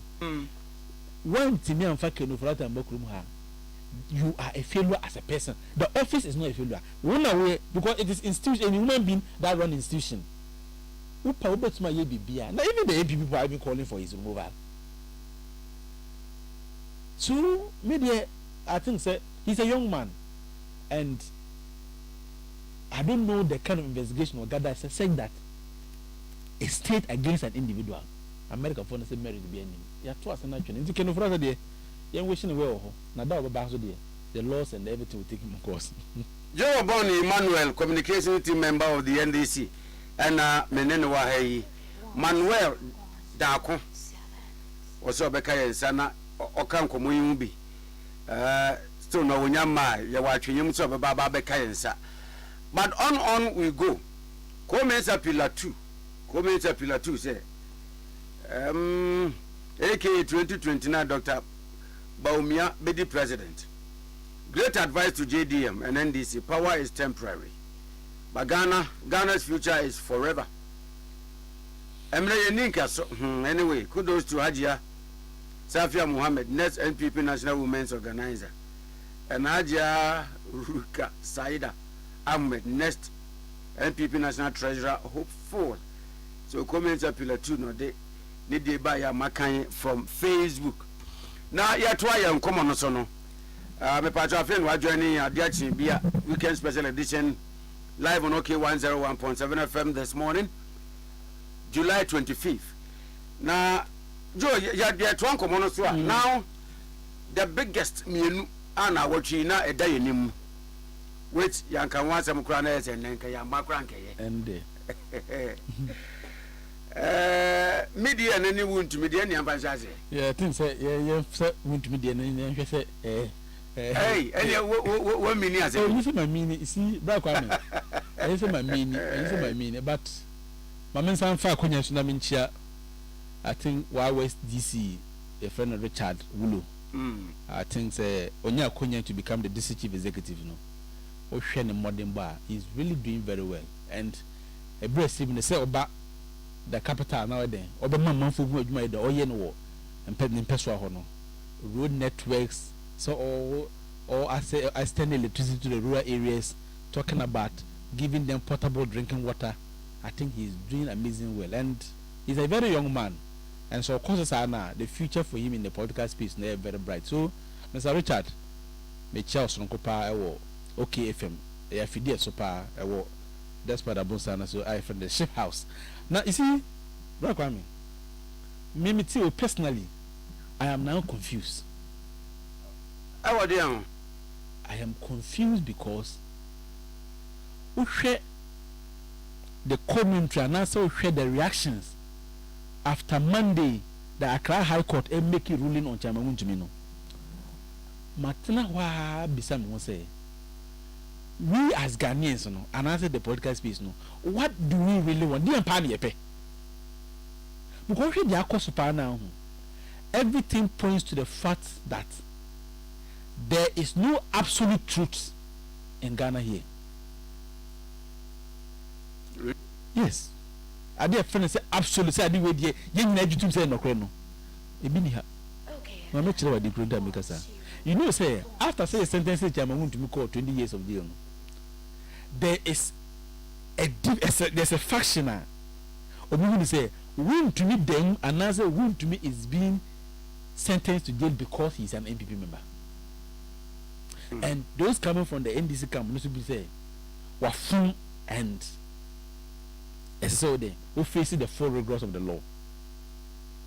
and yet we know the opposition no they've successfully making Ghanaians to believe that narrative say a political persecution no one who didn't come on that no say political prisoner won't mean and for very strange reason my party and myself I think we're allowing that lacuna to be fed by this misinformation and say the banasa but Kwame and I'm catch you say ye kwa to aba say you list en niema atimamofo no hwe e kwa to aba wontumi mo mienu miensa abra corruption ye den emom wontumi mo mienu miensa abra individuals e cause your mind no say ye be hwere ska na ne rule ne bae no mitimi utie nsentwerefo no bia obitimi ka say he is proud such a man wontumi anka say wa bokro no na emom no or facilitating an illegal mining and the person is proud say yes yakase wa bokro no and the person has who share the energy of marshal or can say na me be say for real obi so to say MPP ba mu no omo ye hwe han ema 8 years they could not jail Opuni 8 years they could not jail Collins Dauda on the Sagleme cases and then bizarre say so is it now say NDC wa ba muto ma jele chama nguntumi ana na bra Kwame me ni uti kurum ha e na woka say ade ba ko say wo be kan news no nkura ye wa hi e galamsey e dey tell me na galamsey because what can ho asama kan ma bre wa bre yem bi say ho say chama wuntumi e galamsey cases no did it only emerge after NDC won power? Oh no David their own minister, Honorable Abu Jirapo, the then Minister for Lands and Natural Resources. Yet, having only a briefing, said, China won't near Cotana New Forest, Aqua Galam say, that's how honor no, Krata, I saw the Raho, no idea, wouldn't be. In a baby jar, and a dungeon. Yes, I said to Chrome her. Enna, company was some boy from the Samates, they deal into this timber processing. Any summer born for Chroma for the Casse. So a man sorry, we should quite a root with the or forest and so ecosystem there now. If we don't wake up in the next future, no, the crop will be so the crown way. Omunya. And almost sorry. Never did ya. Me know to you who the footages, you who the level of destruction, you who the level of water pollution at Ecos war.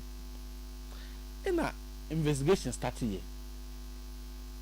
Investigation started no moko no mo say ya twere akonta mines kese kama enti de ne se mo je ne say o mo hwehwe nkrata mu say chama wuntumi concession e ne dia na and for a matter of fact the beer there dance say legally chama wuntumi acquire concession no wan fo mra kwan bia so okay me no ti e minim de bra ko me ti me law ni and I feel want to make case when mama who didn't tell us so we hear business a so when a lawyer to be advising you no correct say the baya you say if you make a pay we require money you don't know and there's a saying that ignorance of the law is not what an excuse no want to because this am a unique lawfully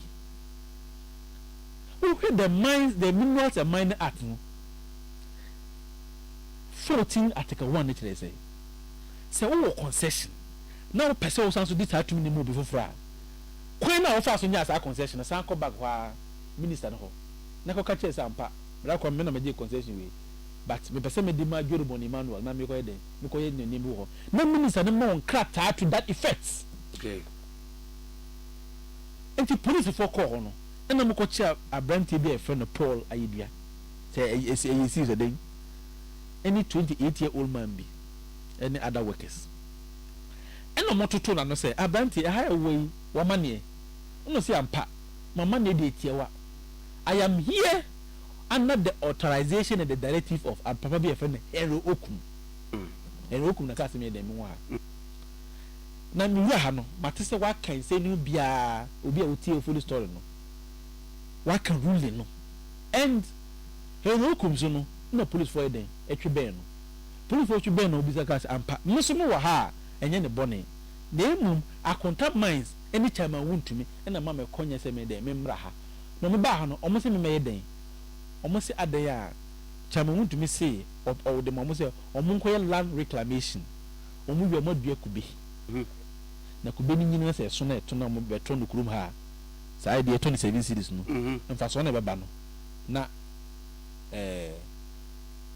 mfa so ya che ena okan we nyina to kan we nyina no ena astem start to say the trial. Okay. The meaning I am interested in time to me in some of no kind of court. Because I can't cross examine. Yeah, cross examine. I am interested. That was why I was interested. You know why I was interested? There be a joker. You know, the witness nekana. Once and then people are forgetting say there's a provision in the constitution now. I have the plea bargain. Sure. So one in the matter they say the officer won't mean one. You file in for the plea bargaining deal. Una bambe kwa yi. And Tisara Heroku no, Eka said there be only there. Obey plea bargaining. He will testify for the state. Na so chale ade. Ya keso. What kind of prosecution witness? Yes. Ayemra. Enu MP for komu no made mu be she mu kena. Ra kwa mi. Enti we na koso. Na want to be by no. The first question is say papa e friend here ko munim no o say I onim no o ye hwan o say me na me man konya say onko me concession mine land no so de enko land reclamation and the catcher say wonim say act bi go ha che say e say ko gi permit and o ka say wan yi sa permit che me want to be sim me any NPP fo yi me say man no ti o de baba de a bia na ya gi atum e ma ye ti ase say want to be as of today could not adduce any document to the effect say a young passe or the inima and rokum. Now police for the call no. Very interesting. You see a quiet line reclamation. Right Kwame, almost say almost 29 excavators. Sir, water pumping machine. I was some boy by the line reclamation they could be 29 excavators.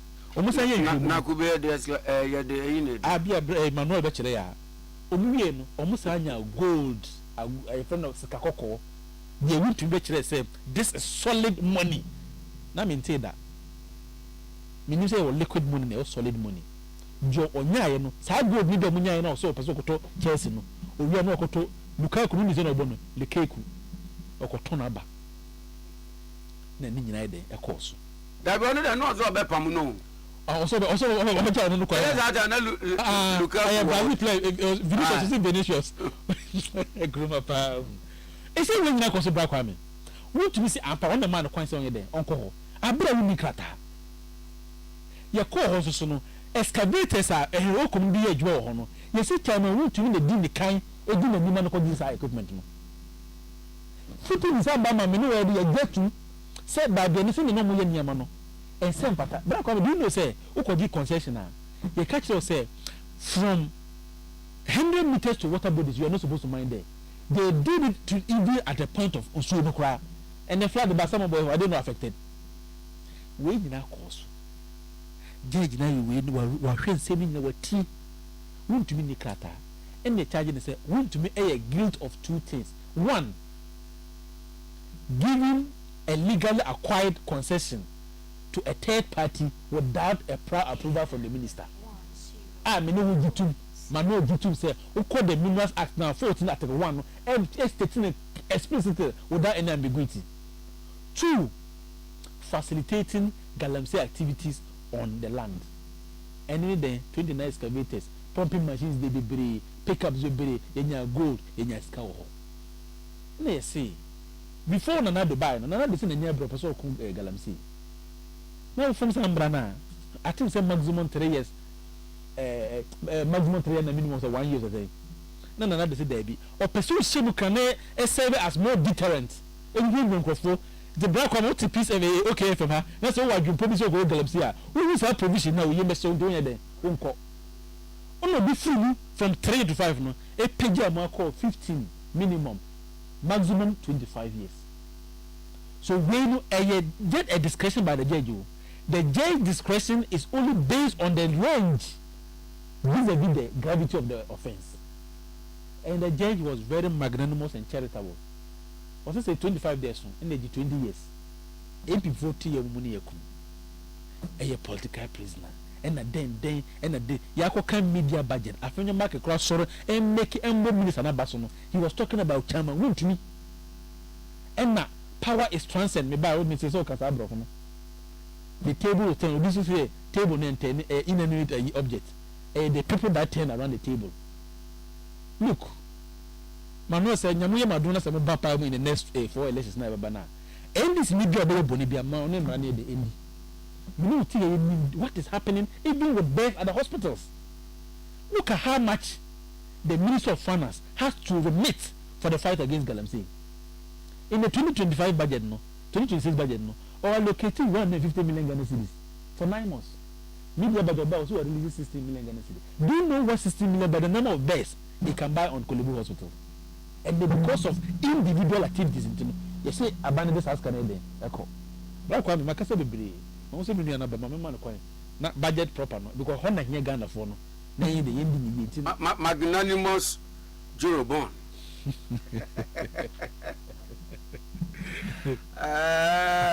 Ausa Manuel da kwa baba be kai asumdwum ye the radio say so na baba kai asumdwum ba no be ba asumdwum ene ha Manuel kwa ba ye nyana na waka traffic mu kakra and drangasa ye runs big kakra nti me mandant oh okay mandant nti dey me so say time a beat me but ye nyina ye som Ghana man was one pa last year na now me no make hyper you see oh there I have to still appear and then do the work for the nation. Who's MPP for the Juma for God and country? Ain't he mean kasi and yes sir. In your number or more the other side. On back gumwa ain't you have to make sure sir by hook or crook my babajina. But I want to apologize to your listeners, near viewers and Nano Pay for appearing late. One say me trait. Ain't he? I mean me de a patch on a me demo BBR. Miss also chill BBR OT and I pay which him the feed they are to okay 101.7 FM. It should be BBR and will be also show Facebook ne the other networks. Now meeting simu prekwana. And some day do akabi egu achipa. Manga meet here. But I wasn't expecting it because one bantamas anet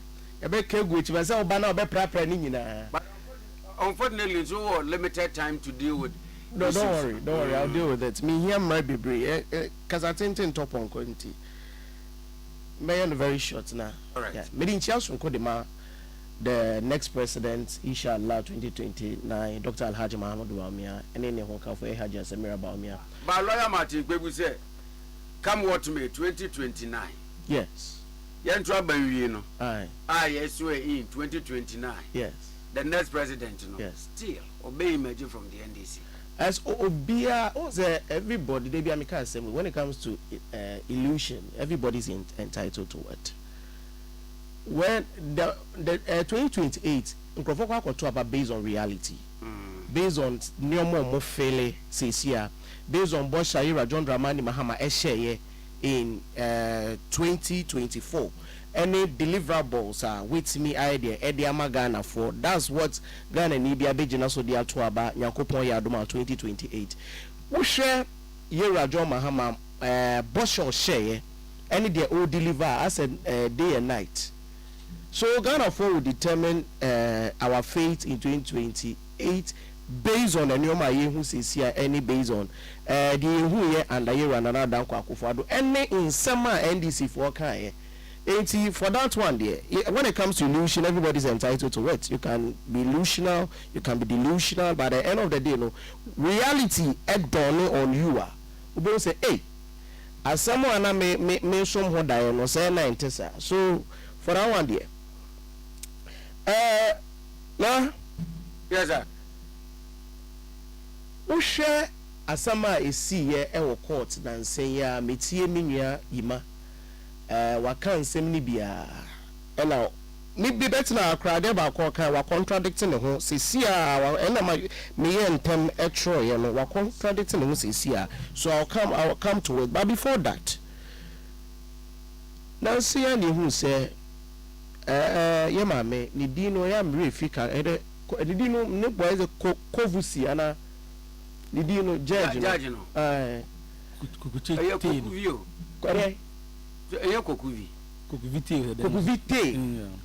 and obu attain and say against here chairman won to me and say we will be a sebi you are not politically inclined, and I say you are making analysis of this particular judgment from a political lens. I'll be say the judgment was a political judgment.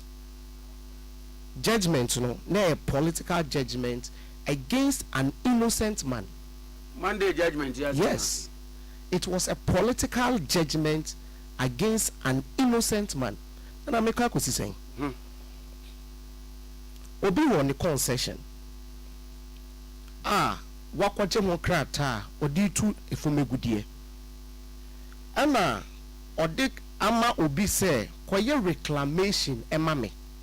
Nana nsema NDC for taka so hia krata na odi no aso odi ne concession dia mo bi no nana one from many pakro ne say onkotu efume gudie. That one you need the permission of the minister because you are transferring your concession. Who transfer who young minister no you can say ne right na approval.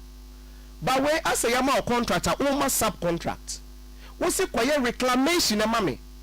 Na sebe wo se ebusa ho se e de no ka so nkoye reclamation onko e de be important onko de akube. Ukwu asase no so a kube wo so ana na say ni so. Na woni se me no ka sa na no pe kube ye dua kube wo so. Okay. Clearly it's an evidence say he gave it out to the man to go and do reclamation onye de on dua kube wo so. And the pakro no ateki a step ahead. Akotu efumegudie illegal mining. Yedi assembly court. The okotu efumegudie eye illegal mining no. Attorney General said there be one no me here unye politician. Wono de semi di utumu a me nya any political capital in free ho.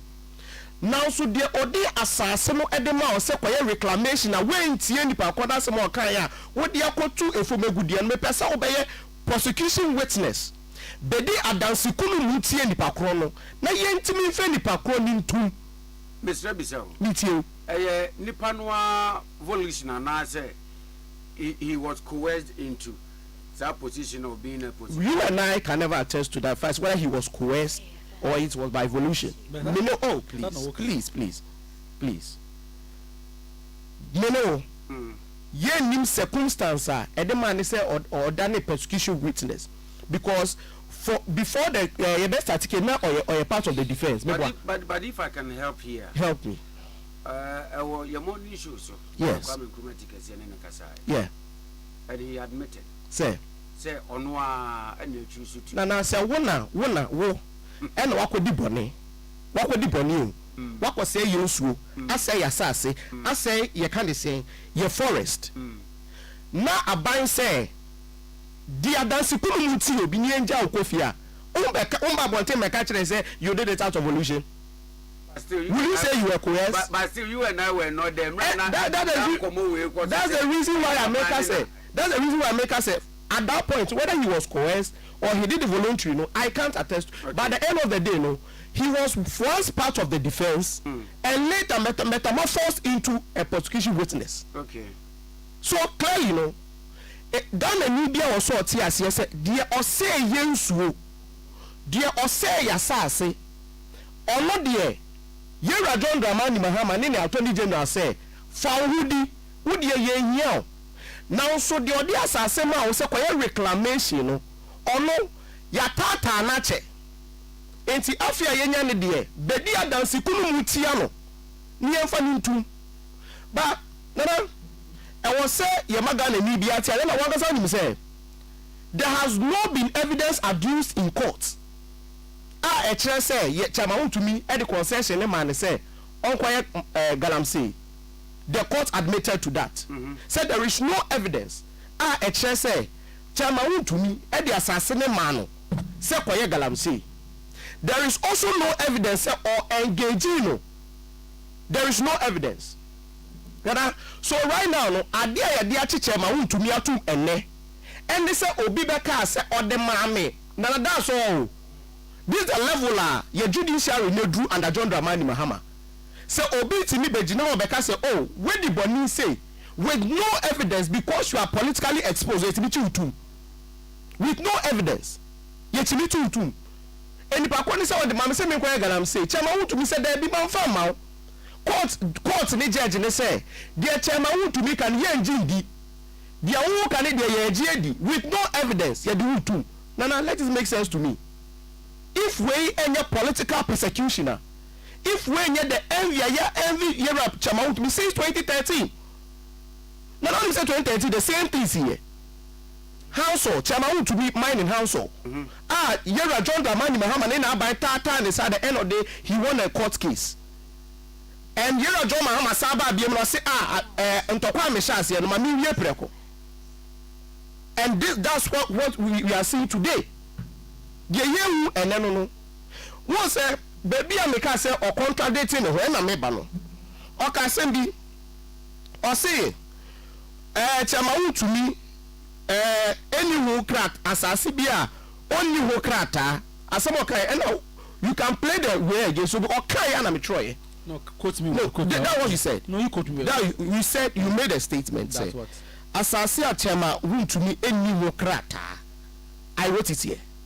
Oh, yeah, in 70 more, and I'll see or transfer legally acquired concession, the Amobi. Now, dear, who cracker, no, and by then, only a legal concession. Ade Akye Abia, and then it amounted to a legal concession. So one can say at the same point, you've contradicted yourself. Say Asase only Hokrata, which means a illegal concession. I've not said that. You said it. They can. I wrote it. Me okay, I'm trying. I was very attentive. Who can send baby into business other than me trust Ade? Because I just realized I just contradicted yourself. I tell me true wahano because me no so because I won't carry places here and try to because you said it. So clearly, Nana, this is what the government wants. To see Yera Chairman to me behind bars. Not because of why bonny. Not because we do your money seeker. When you say ban is an oral for any post such amount their oral case. Nana where oral. Chairman to be as me, oral. Chairman to be as me, oral. Read when I recover. But they just want to make a point. Promising or more here in opposition, their oral is just fading out. Their oral is failing. So they need to find a scapegoat. That's all. But Nana, as some of the Biamekane say, Emre Yendinka so. The Biameka said the table will turn now. One the way you are laughing, no, a bedroom pempe, so you laugh at the wrong side of your mouth. The table will turn. The table will turn. Okay, 2016, MPP about them. And they can't say, oh, and this is best about Bemu dear. Aje 100 years. We said it. Yes, we the one who a bin chow. Ain't ye can't me say Nijina, make a bipa. But within 8 years, and one baby a tea. Opposition. So you can make the noise, you can laugh, but enchenche and wanafe. You one day be in opposition. And not by the whole opposition, me I always say this, and these people will be prosecuted in this country. They will be persecuted. Hey. They will be persecuted in this country. They will be persecuted because they are also they are not persecuting. They are persecuting. So if you are persecuting, we say, "Ubet not baby and yet yeah, you will be persecuted." Also, obey we or can say omo say omo opposition. Now so we be a diboni bu omo bemo. We should go after the where diboni we come after you. Where diboni send your obi diboni. Now mutimi echo after the person. No? The same thing, the same script. Just that this time, you better say 5 or 4 photocopies. Script, you multiply the script. And then you'll be, once you don't stop the persecution, we do same. And then when we are doing same, those who have been entertained should also be entertained. Once that we have even some of the NDC people who are complaining. Yeah. There were NDC for some because almost slow. They fear.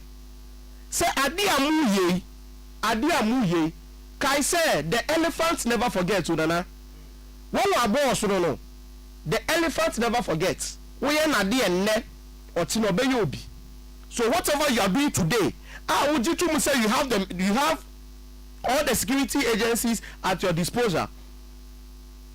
Well, you feel that you have the judiciary at your disposal, so you can do everything that you want. No, one day the tables will surely turn, and when the table turn, and as a table in the turn here, not the air course so ene. Sad dear no yes twa yempeso memuha ubi akasa. All right, Emmanuel, we meet Busa judgment, when you be a Makai. Page 28 and page 29. Okay. When you are that Makai, but I did take note of the pages. Makai, I did. But should I be taking page numbers into page numbers into be 3? Because 10 minutes. He's just citing, making sentiment, issuing threats. Without speaking to a matter. What is a threat that I'm sure? Say it's a bar. Why a Bonnie will come after you? Is that how I communicated today? But you are going after people who have done nothing. So what have you adduced? The assembly welcome to the face said, Obinya Bonnie.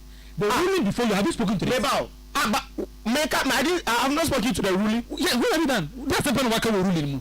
First of all, in the ruling, any such amount to me, or the concession, you can say one transfer. Any musa. Any ruling said there's no evidence of my engaging. So why is telling me have you vetted your why are you saying I've not read the ruling? I'm saying have you vetted? So now do you accept the person? Relax. There be minimum relax. I mean, so you be saying I'm you one. Let me see. Let's do this. So now clearly I've read the judgment. Mature no room. And at the hearing I've cited it. I don't need to read the entire judgment here. Sometimes I hear lawyers no yet near your winter, and you'll be or that prison be or you're guilty of offense at the what we win as a the reason being, sir, I'm a decas as a me page 28 and 29. Now, judge was of the view, and lawyers are marking KB during the week on my passing commentary on it. HMO say PW2 in the box. Rebecca said yes, reclamation and na okoye was asking so, but a year no go. As you say, I want a contaminating year, and a year no go. This is the judge talking here. Okay, BT. Now, mine is also come because reclamation here the man. Yes, but without funds. Okay. So it was agreed to say, any on the London no. Yes. You mind let's go Ubenyano. Would it be a reclamation? Okay. No. Okay, we know not judgment or expect to say yes. The legal team. Yes. Of Akunta mining. Yes. Will step in. Okay. Debunk their organ. Okay. Would be evidence of Obwa. Okay. No mining count. Okay. Obwa because you must fire reclamation. Okay. Let's I'll cry for criminal in criminal cases. Why now was say or prove beyond reasonable doubt? Why? And also prosecution the person prove. It's prosecution they say way they assassin. First of all, question was say was there any evidence to back it? Because clearly making and I say putting an allegation on someone without evidence, you can't come to the conclusion say as someone the witness can earn. But you also agree say the law of contract kakra me here oral contract and so admissible in court. Thank you. And now on my court near where say most of our negotiations yes and you're written. Okay. Oral. Nana, but when you do oral, so it will be very good you have a witness. Sure. Mebwa. Sure. So if the agreement was an oral agreement, who were the witnesses? Omuwe. Manuel, the point here is, why didn't the legal team step in to cross-examine PW2? Okay. For making this wild allegation, because a very critical piece of... But Nana, I'm also make say, prosecution, I'm making oral, yeah, we're making the oral submission, right? I can't say any see. And that the prosecution wasn't able to provide any evidence. Say no cre, when any see. When you rely your judgment based on oral submission, you've not been fair to the defense. But don't you say court? Yankokano crew. That's what I heard. In law, in court, we don't deal with truth. We deal with facts. So where are the facts? Okay, so here is another. You say yes. Lordship. Yes. Ebisa say. Were you able to extract some gold in your operations? I also your friend is London. That's too hairy. And I was saying yes. That's too hairy. Yes. So Nana, let us let the ordinary listener understand. Obia onuko tu galamse no owa hesisia. Do ko tu from agudie. Do ko ye illegal mine owa he. Owa Nana. And the mimi Omo jailo. Nana let's say let ordinary listener he know. Say abai e jailo. Do onuko tu from agudie. E say yenso say yensase no. Abai e jailo. But when you say we are friends, the Mining Act, over 99, I think any one or so I stand to be correct.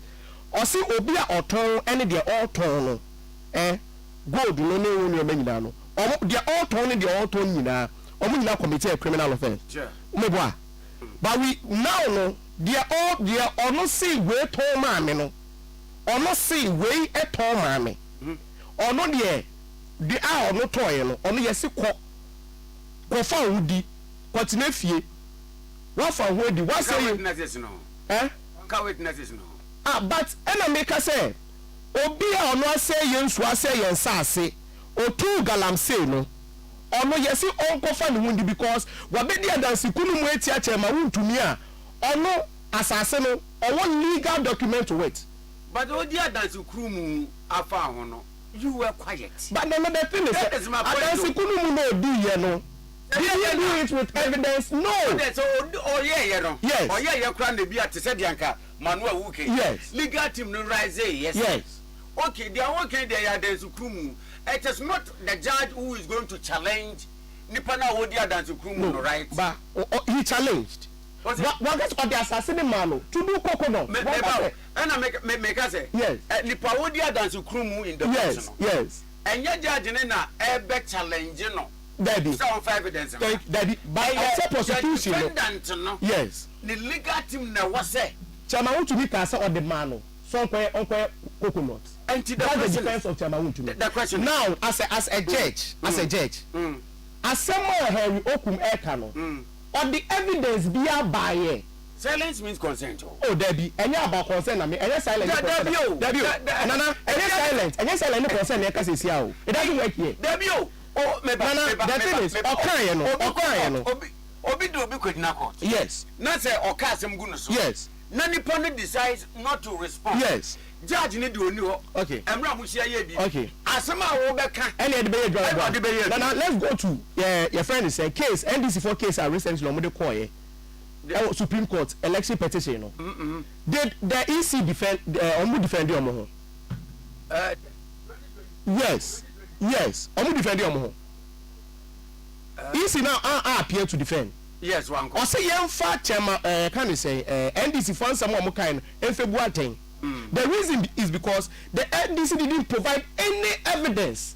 What they did was just make allegations to say Sierra Oku Harry Oku San NDC for just make allegations. But in the wisdom of the Supreme Court justices, you know, once you've not been able to provide or not adduce any evidence to back what you are saying, almost two cases here. So the mere fact said the defense and the defendant, who the prosecution, were you able to adduce any evidence aside your oral submission now, were you able to adduce any evidence to back what you are saying? He said no. And the judge should have done better. Because I know what's not watching. So once I will be about the making allegation, in court, the mere allegation, and I say the mere witness of a prosecution witness does not amount to evidence. No. Were you able to adduce evidence? No. You the majority to Mramukaka. No. Yeah, lawyers in we are unable to probe into any. But you see, Nana, once again, I've always told my colleague, young communicators coming up, say, at all costs, no, address here to the fact available, so that we don't speak at the behest of our emotions. You see, the point is, Chairman went to me in the first place. Anybody listening, I'm not a lawyer. Even when you acquire a mining lease and as a concession, any activity thereof, including land reclamation, you need the approval of the minister. That is the first thing. Now, to proceed with, Chairman Wontumi has a plethora of cases in court. First one of the cases, Tanu Forest. One say, Hero Kumbeka said he want to testify for the state. Chairman Wontumi in that defense, no, actually command. Defender law at the courtroom say that man he doesn't know him or him no. These are matters of facts. Meanwhile, Chairman went to me in the Sama Boy case no. Actually, letter command the Regional Security Council no. Nipa was signing that document no. The same Herokum. That is a major discrepancy. And you see, as some of say, you have to abuse your own evidence no. In the matter, you follow matter. I follow this matter cleanly. At some point, Chairman went to me. FIA say he doesn't want to answer any question. And I judge in the kitchen and say, no, we share the evidence adduced by the prosecutor, by the Attorney General. No. There's a prima facie case established from which you need to adduce, you need to come and answer.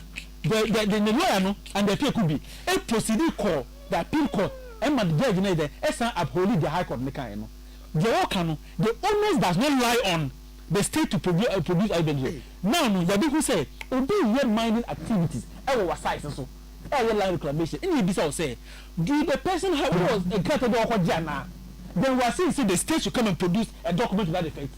Bring the people of some of the protesters, bring to see the level of destruction in the land. You call them who excavators are now. Man, Catel said, you see, this word logic comes to play. Obi Catel said, the Oye Galam say no. When you say, if not for the permission of Chairman Wontumi, do you know Heroku will not go to that land? Yechina someone of Dikankai. Or say, I am here on the authority and directive of Chairman Wontumi. Anything bad be a cost to Biano, can Chairman Wontumi exonerate from it? You are here saying, Nipana what to Galam say no. Yadanako. And let me tell you something. And I work on. There is no public record to show, say, the states in the country will be so made. The person approach, it is your time, there was evidence. No time, there was example to show, say, a bra, Godfrey, crazy. Jakase, Uncle dear dancer, do me, no to force into. The old can only saying it based on mere personal allegation. You cannot substantiate it. Or no, who can do to say what I say? My money not being common cast or no personally on his own will, and okay, or pursue dear dancer there, and more mine. I know, say, okay, say only be common. And Mamma, no grounds. What grounds? Your grounds is very so look, it's another issue. No, I'm on the floor. What say you? They are saying so way. Who are you authority? Who say Ghana you do better so we go back krono. Obi tia bo krono. Obi ekundipa. The only thing ba ko be say obi osuma me no. Because me kwacha na me ujai me na me ko. And that's the level that we've got into now. So back am person be say. And obi koji concession. This is how it is. I mean obi koji concession na. At the mine in Ankasa no there na. Say koji concession. Are you the one who go to do everything there? And you go for the company. Good. The company, okay. When they go there, next week we say microphone yen name be a name running same pata. Who is to be blamed? We say Nipa no to make sure say the person is there on the authority and a directive of Chairman Wontumi. Not to do illegal mining. To do what? To do reclamation. Precisely. Yes. Oko hono. Do you know in the court? Yes. Henry Okum admit to say he is a miner and will do mining. Process now Benjamin Fasono and now the Benjamin land reclamation. Do you know how expensive it is? With evidence. With what? What evidence? Was it with evidence? That evidence is not the state that's supposed to provide it. But who is prosecuting? And I maybe want to prosecution with where so why is the state supposed to? One that will prosecute any pakrono. It's there say he that alleges must prove and your defense, you know, and the produce evidence. What I say? So now if you the prosecution who say Obi Ayabone who witness say on the case me go to efomegudie as the prosecution you should provide evidence. What evidence you want? When I provided you say was there any agreement? No, agreement. Them tell you say was there any agreement? Listen, you are getting something wrong. Was there any agreement? Relax. Let's take the conversation one at a time. I am telling you say the state is basing on a dancing and independence. You don't use relax. Let's speak it one at a time. Okay. I am saying that the state is saying the independence say need to be say uncle reclamation. Okay. In the police for operation say or that's illegal mining. Okay. That is an established fact. Okay. So the only thing that can bring neutrality to that matter is say when chairman want to produce a document say and person quality proper approval of 3 minutes and no, so that is there. No. He has legal concession there. No, that is different. When he was transferring say he has not transferred it. What? No, wait. No. My minister say he didn't transfer. The gold, me transfer way in money say transfer gold concession. You must make concession on a land. Say me mining. Now me transfer me mining. Ediama Obia. I need an approval. What was the first? Who see you taking one after the other? I need an approval from the minister. Precisely. I'm transferring the concession to someone else. Yes. He didn't transfer the kind of say maybe. Okay. So right now the argument right now they say was some man transfer and man so uncle illegal mining. Prosecution they say or the man say uncle illegal mining. Now there are two accounts. The prosecution now all can say or the man say uncle illegal mining. Were they able to adduce evidence? No. Relax. Was the prosecution able to adduce evidence to back say or the man say uncle illegal mining from what we've already know it's a no. What we judge needs to is circumstantial evidence. Okay. So once why or say prosecute we may can say witness say why engaging no and no any circumstantial any substantive evidence any core evidence.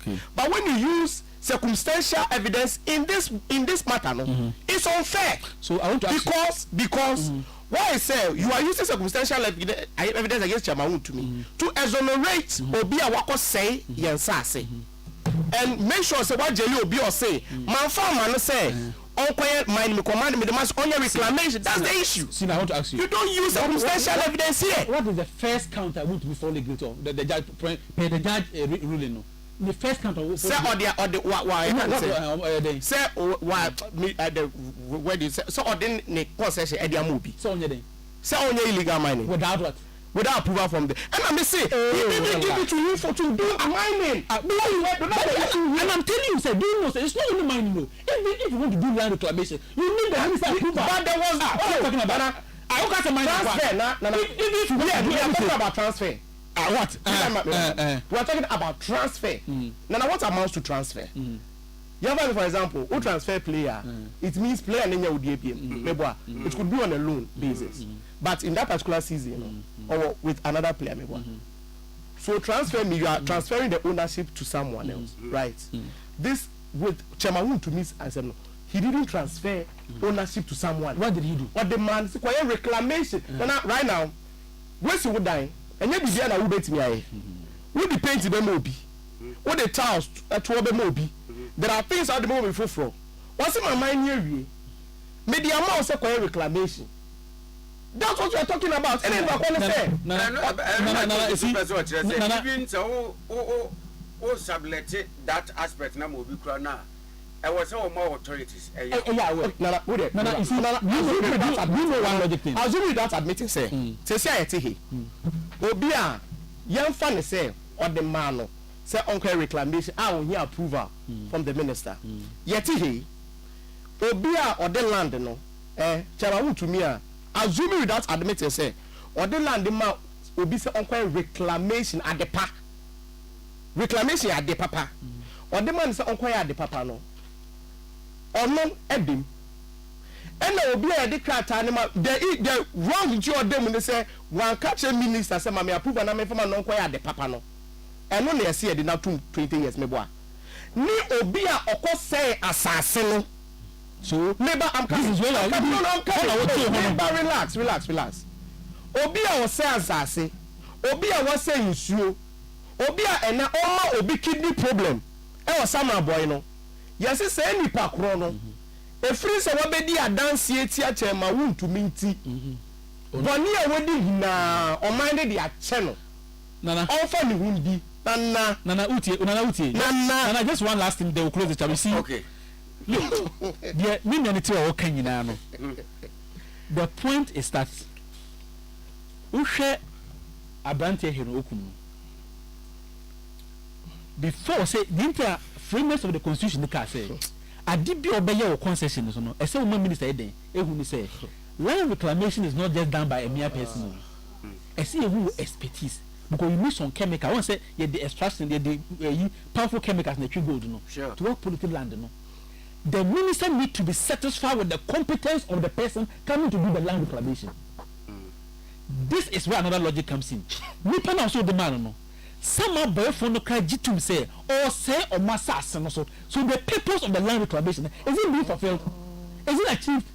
Enti nana asaba okasesiano nana asaba okasesiano osim krofo na obi a de ma o ka beta so abeta o de me ba ma so does that mean that Harry Oku was already there the destroying Debbie member was Harry Oku already there na all sense as because oka say or de ma na or say on some of friends or say on sase good so that means he was operating there before Chama to me like he was operating a different concession before Chamauti gave him the Enoana. No, that no say Okohono. You see now say say Oduakube. You see what am I say? Aside say Oduakube. Now all you mining okay so there was so now Oduakube. Yes. So there is evidence there was reclamation precisely but there was no continuous action. Yes, so let's ask this question. Why will you destroy and do repair the same time? What? But the damage, but what are the purpose? Destroying and repairing at the same time. Wait, judge, some of it. No, the same land. No. Because maybe a judge. Maybe call law school. Law school. Maybe law monsieur. The law monsieur was level 100. No, academic invest. And look like it was business law. And you put chairman law. Business law. Okay, and you put chairman logistics and procurement. Okay, and you put chairman. Your chairman, your friend private Justin Private Terwaja or NDC. Learn by now Bimpa. One of them Bimpa Private Terwaja. One of the finest brain, like a legal brains I might encounter, or chair civil and criminal law. Like within us, and yet deep about the little. I would bet you as a bit media one bet na so dear one kakradi or chair my etias here. And what he taught us, Nana, your chair and say, dear all mobile or you can say he that. Or make that allegation, alleges no, only prove it. Okay. But in this instance, there are moments the burden of proof a movie to the defense at a point. At a point, it's say case bedroom pepper so it's but in this particular case, Nana, only there. Like I said, when there wasn't any point I was said the burden of proof, a movie to the defense because there wasn't any point in time. The prosecution was able to adduce any evidence. All right, but Nana Manuel Nana Nukrim may yes sure say Edmakoya no more reclamation or more within a day or a week. Okay. For a protracted period. And they did not occur to our content minds. Yes. Media Dumashe as Messinsa. Minko Sheso. Minko Shese. Okay. or yeah as agreed na say oh ye be fufro. But an I'm say cause the man I think somewhere I need to between I think whether October or the exact but I know it's the latter part of 2024. I know it's the latter I think the last 3 months of 2024 I acquire about na wa won chairman won to me. Ye acquire about the person is occupied with election. Please.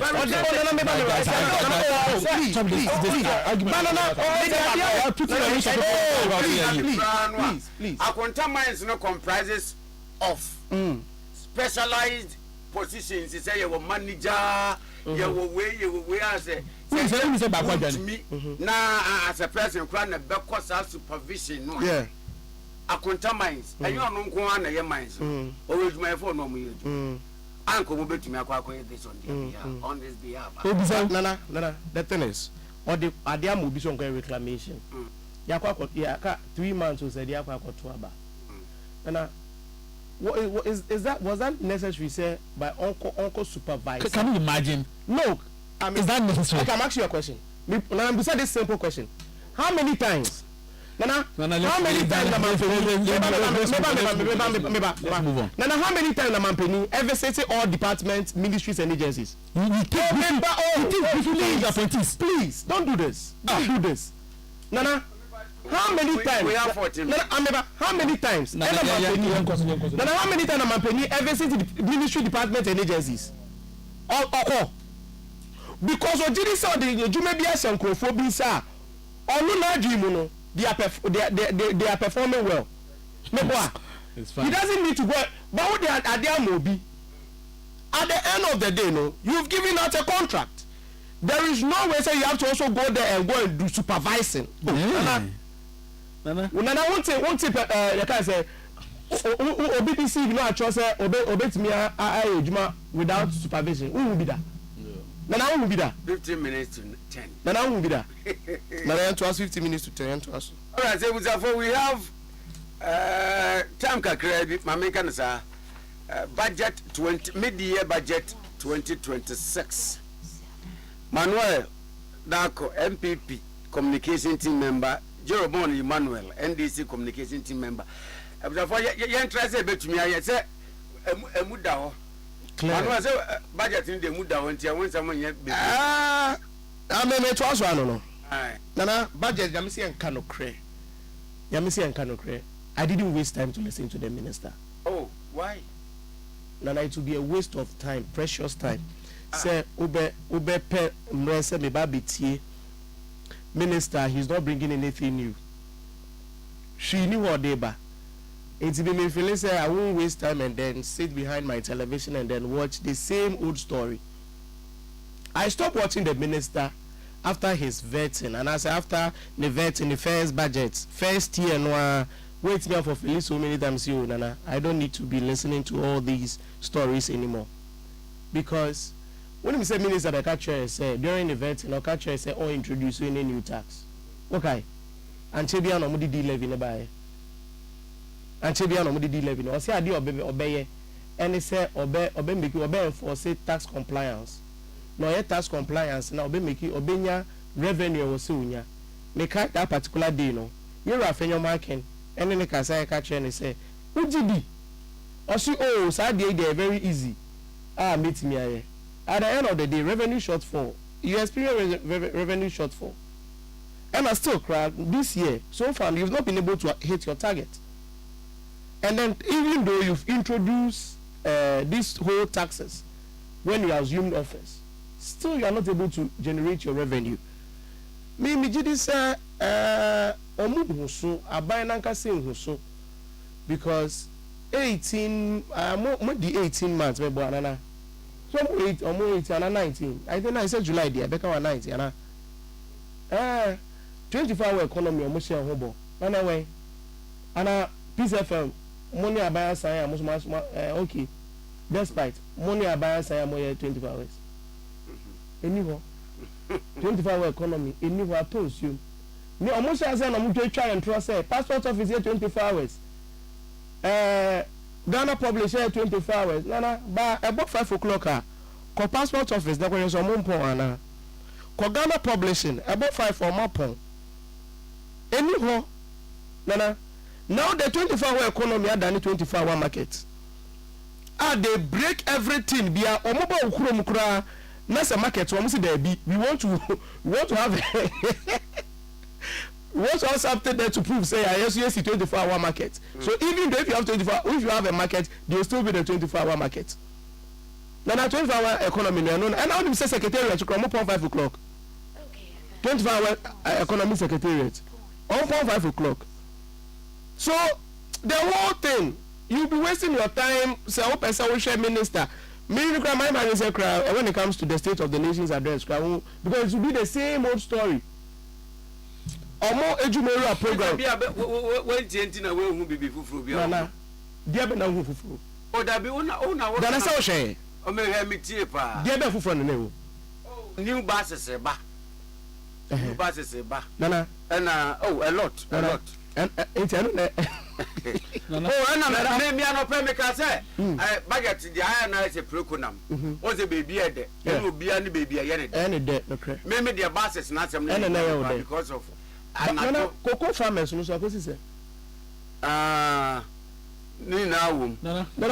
cocoa farmers. Abandon your community. So, like, you give us the energy. We may have a pension to listen to you.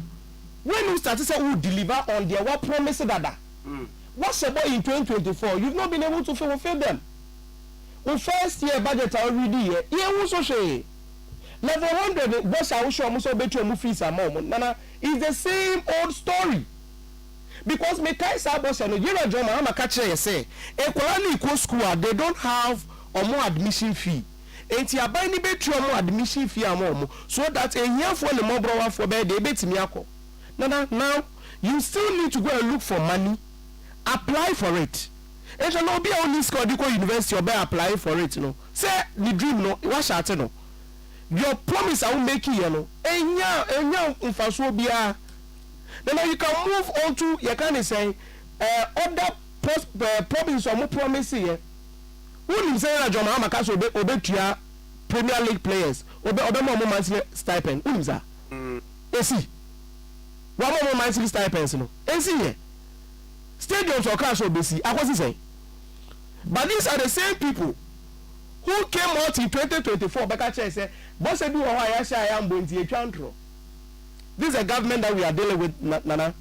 So for me, nothing inspired me. I think was it 3 days today or yesterday to watch it. Thursday, Neboa. 80 manche. And until the president and his government are able to start implementing policies, Ghana for me, I won't waste time and what. Nana, in pocket of kitchen so you see a free Adani protein ama NDC food soldiers. Adia, yes, more fambra and fambra or minor. Monye mwe number buana yen boosty poultry in this country no Nana. In kukwani nyat 3 months we pay NDC food soldiers so you go yare Nana. Obi a minim no ko share me kwa mupa oh Mr. Oh, please. You don't determine how my line and passion. Maybe you can have all the time too. Nana, obi a minino and then go kete and kwambi or dia bopa Nana. We share your man so now the boom. We say yes, the NDC have enjoyed from this 20 million meboa. 20 million of what? The amount you are kete no 20 million. 20 million. Nana. When I need the actual figure, 20 million, I can get it for us. But this huge amount of money, not wasting, just for NDC food soldiers to have some delicacy. This is a country that we are running now. If na can the mampeni percent or boosty poultry pound or memoha, then I say na can be uncle so very simple. Na me give you know. Na can say every district. Less a mampeni pe maybe 4 or maybe 20 youth. No more one more training because farming, poultry farming, you give them the training. One more training we are. Then you assign the best to them. Every time they are no more send if you need to do something, we do. Mate, and look at creating employment, but I know one sir.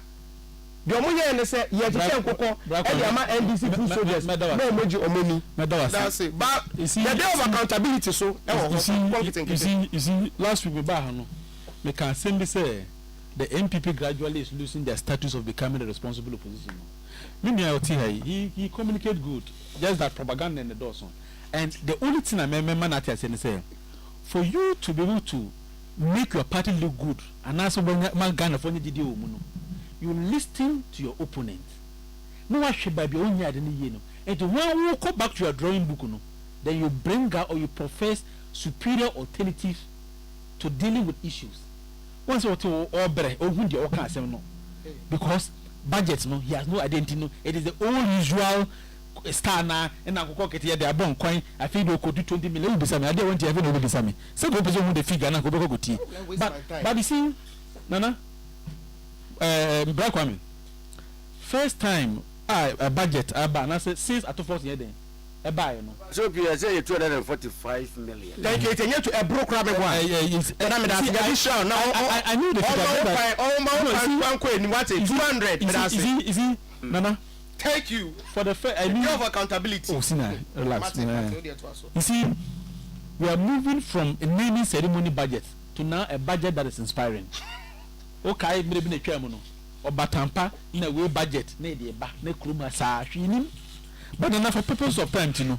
Let me go straight into some specifics. One say you buy no. The MPP deliberating no. On say or more target some negative name to the minister. And me say me budget and I say when I'm reviewing the budget me share various key interventions are banning ye a real positive impact and I say relief the brought to my phone. Take a typical example when they come to energy sector. And they ban when the 2026 budget no. Aka say ye see adna efe no 120,000 megawatt na can 200 grade no or by the media budget no onya konya ka say ye tima secure a loan facility of 3.5 billion Ghana cedis from Jubilee Falls in the OCTP.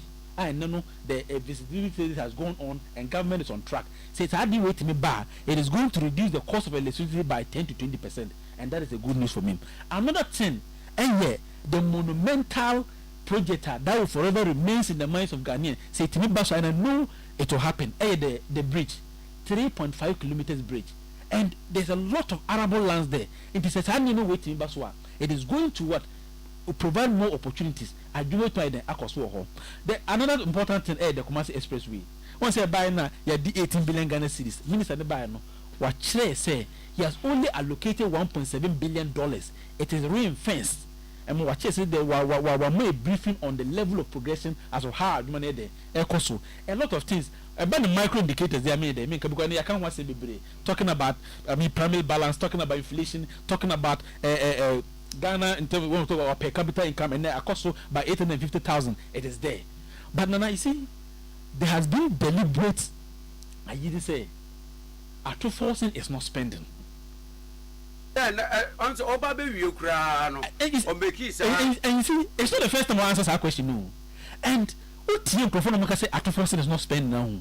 Now go show almost about same for budget 2023-2024. Now she say the forcing sometimes I ask myself, say, I mean, what fact are they speaking to? And let me tell you why. And I'm going to show you consistency from 2025 at force and buy based on the spending that he's doing. But he is spending prudently, wisely, and not profit legacy. And so these people, say the budget say they're going to do a called expenditure on commitment basis about 271 billion Ghana cedis. No more could 317 billion Ghana cedis. Profit legacy was the deal order of the day. And so Nana, Kwame, at force and buy in the year 2025, and I'm a catcher say district assignment common fund or say over more 8.9 billion Ghana cedis. By media budget in 2025, no more 2.9 billion Ghana cedis.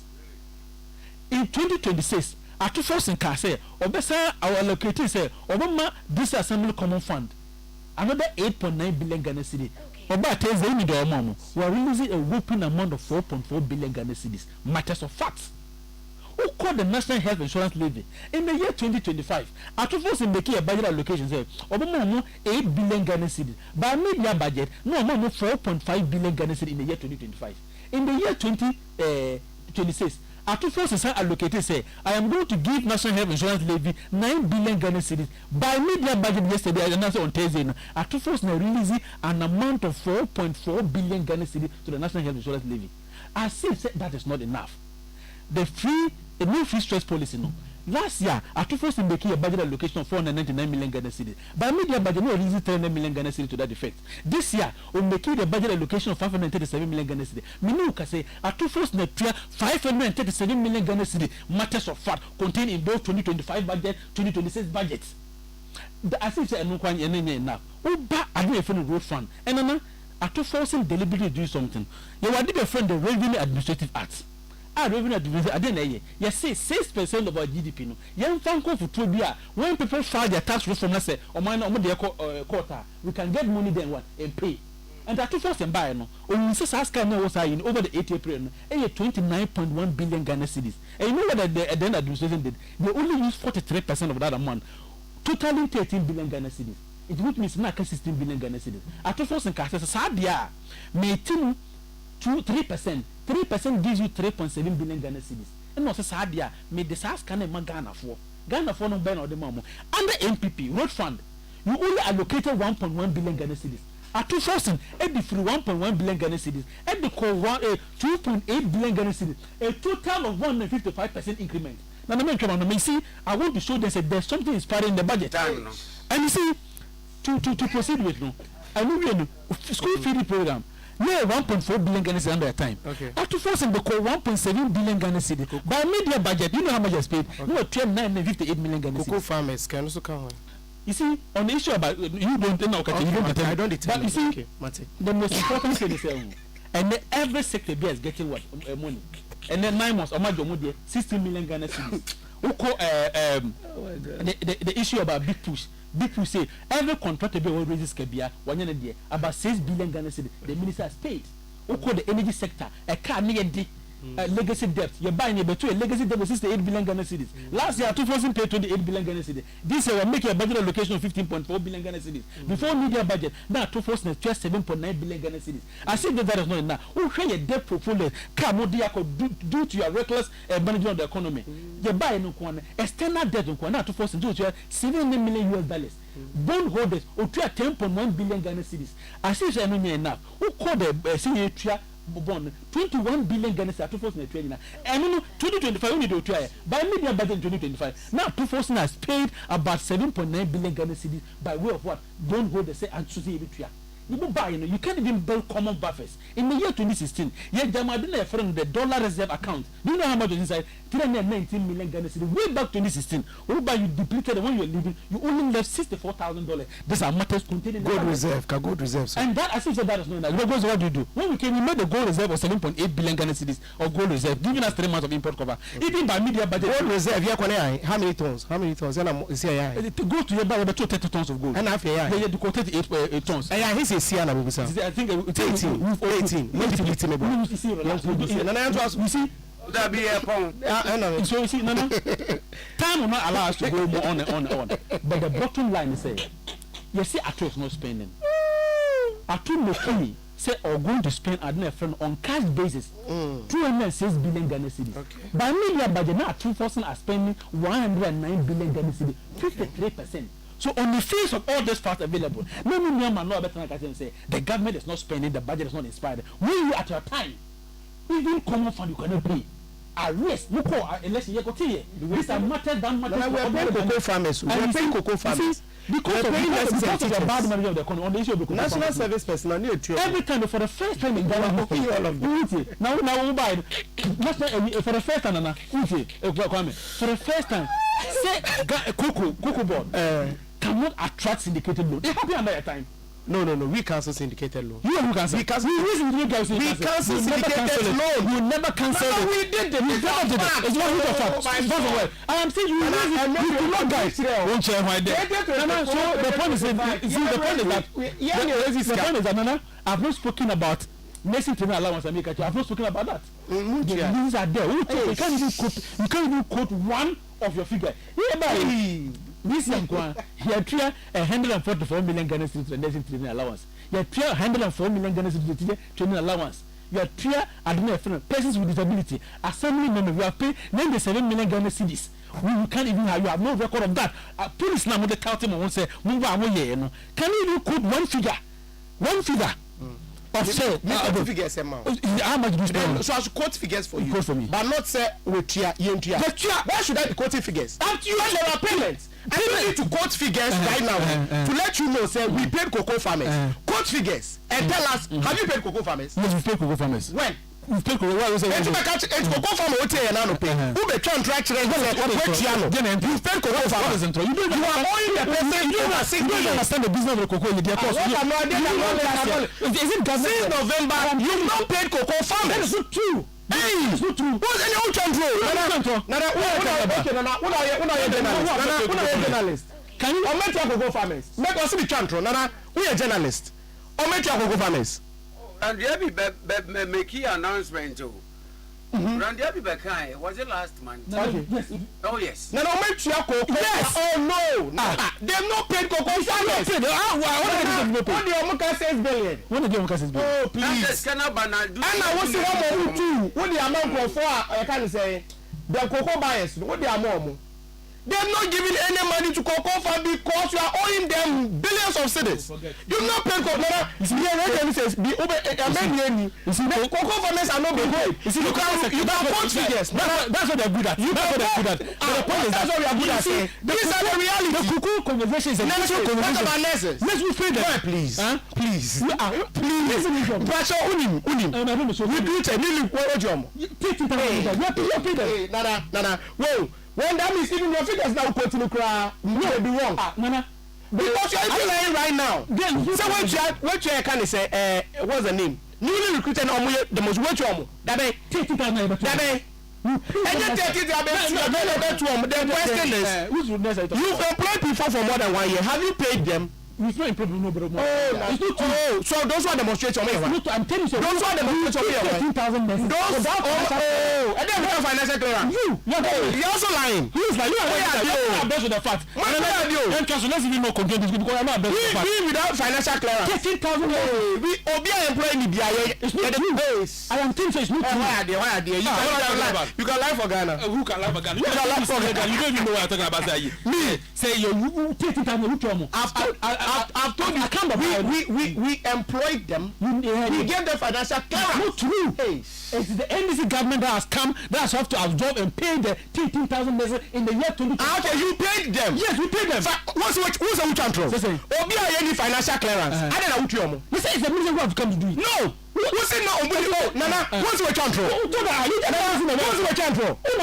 What's it? You need financial clearance. Any employer. When say once I will need financial clearance, employer man, they won't be captured in the system. Precisely. So what did you pay? So when you came and made that 13,000 employment. How where did you need them? No.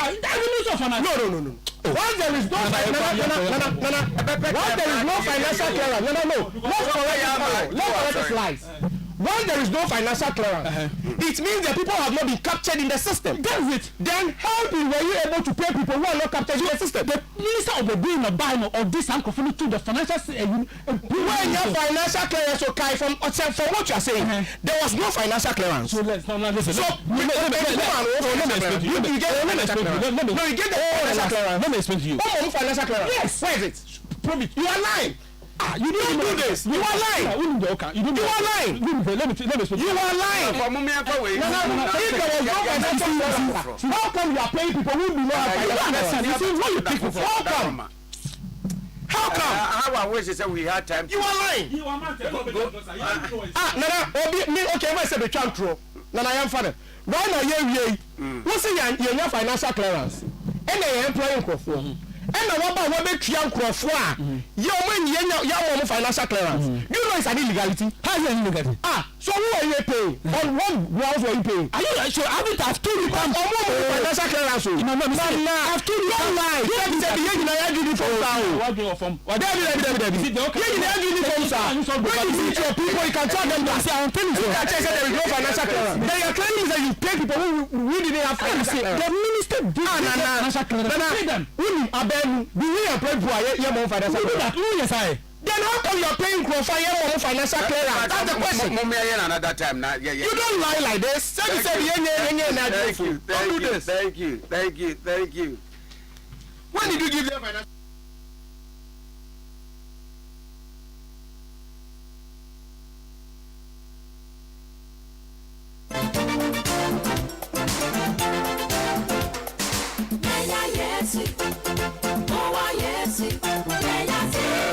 And me who Joe, na me who Manuel na me say ene.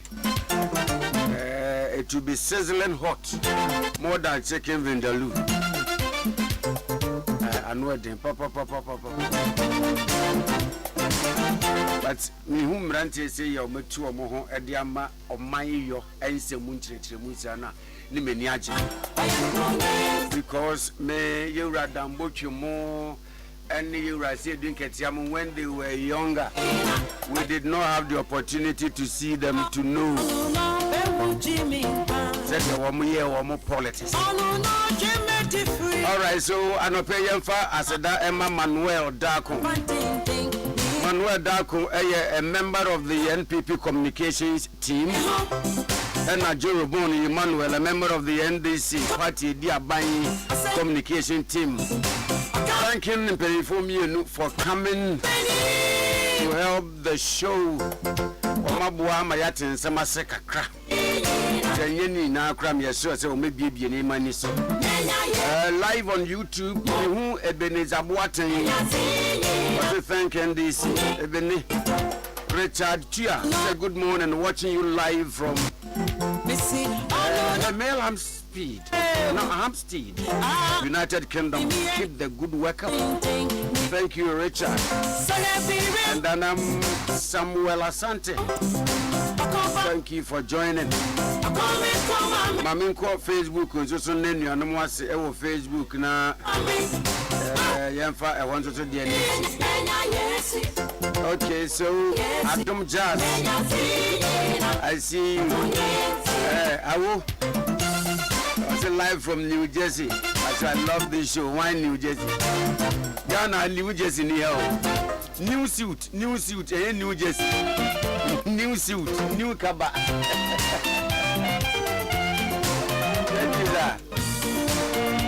Alright, so but on the brighter side of life, happy birthday to an incredible and precious favorite person, Ruth Ekuma of the Customer Services Department of Ekuban, Ring Road Central, and a committed and dedicated member of Glorious Akwaba Ladies, favored to serve. Ruth, your presence is a true gift to everyone around you, making ordinary life feels like the most extraordinary. So glad you were born, and may every step you take in the coming year lead you into a new height of success and prosperity. Happy birthday to you, sweet baby girl. And Auntie Sewa, your president at the Glorious Choir, our Glorious Word Power Ministries International Headquarters Odoko. May the coming year be a new chapter filled with prosperity, happiness. Keep growing, keep shining.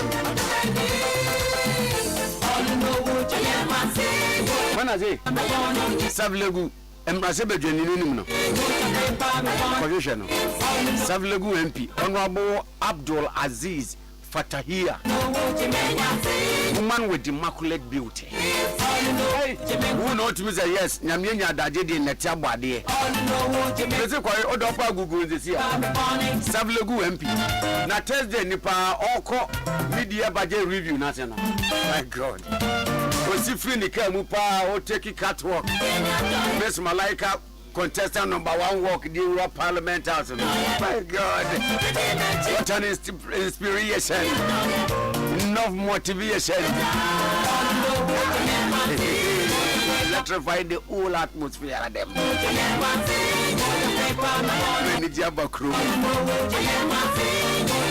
And then you're it's Higher Life 2026. Oh yes, Zoe Prophetic Ministry International assigned the Higher Life. Yes.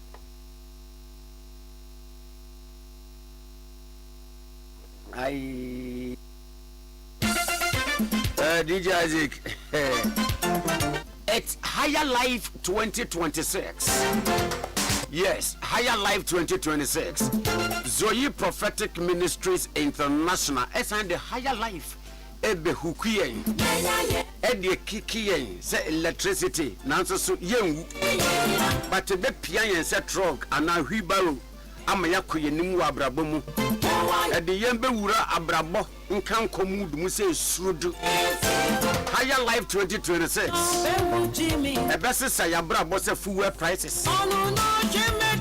Abusia wutie me onuabema onuaba a wo peso abrabo konkan na wabrabo entim fa ko se interchange ana choba mutia no wenya nomination e wo Higher Life 2026 mu it men kafie say home appliances but baby because obia e baby from nkoko to nsoko odoko ko si choko from dansuman ko sakaman botiman sapeman any amasaman kolebu ekokwasi buko si olebu yeba kaneshi bubuasi alogoshi siasi na tabi okoshi ekosi tashi obieba enti brebi ya anomes guess ready go pi nyame ya adoma wochina 26 July ne ya shase omu atenten sesalende onyom ekopim August 5th ewo Taifa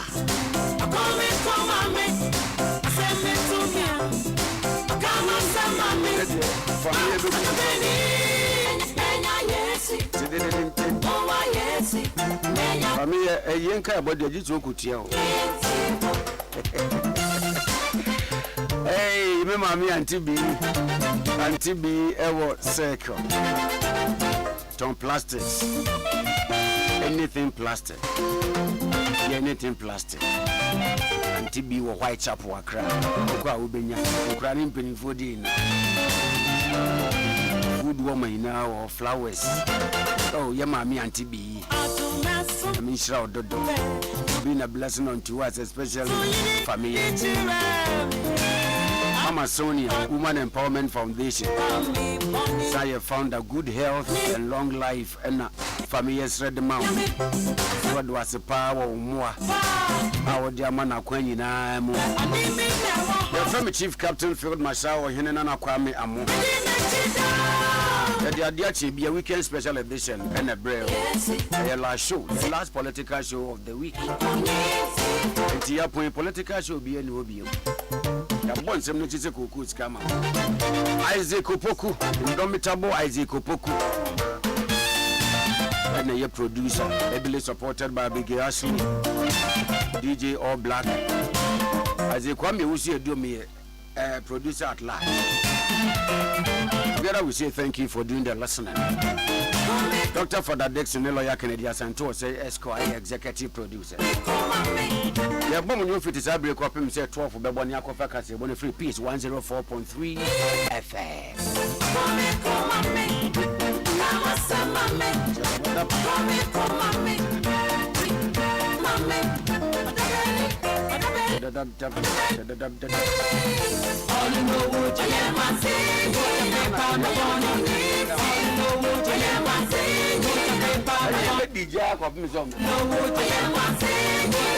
Let you go hit and no mommy.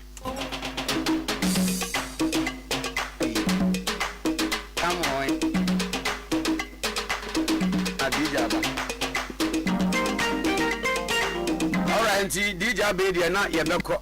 DJ Young Boy takes over the radio with good music for your Saturday relaxation. 12 bani akofa news. Besan so aba akopim say 2 bebo. Na Abigail Ashley de mohoye aba. Until then, have a wonderful weekend. Insha nyame ya adoma wo china nwumre 7 to 9 on season of restoration. And let's commit the new week into the hands of the Almighty. And all that consensus. Ta-ta.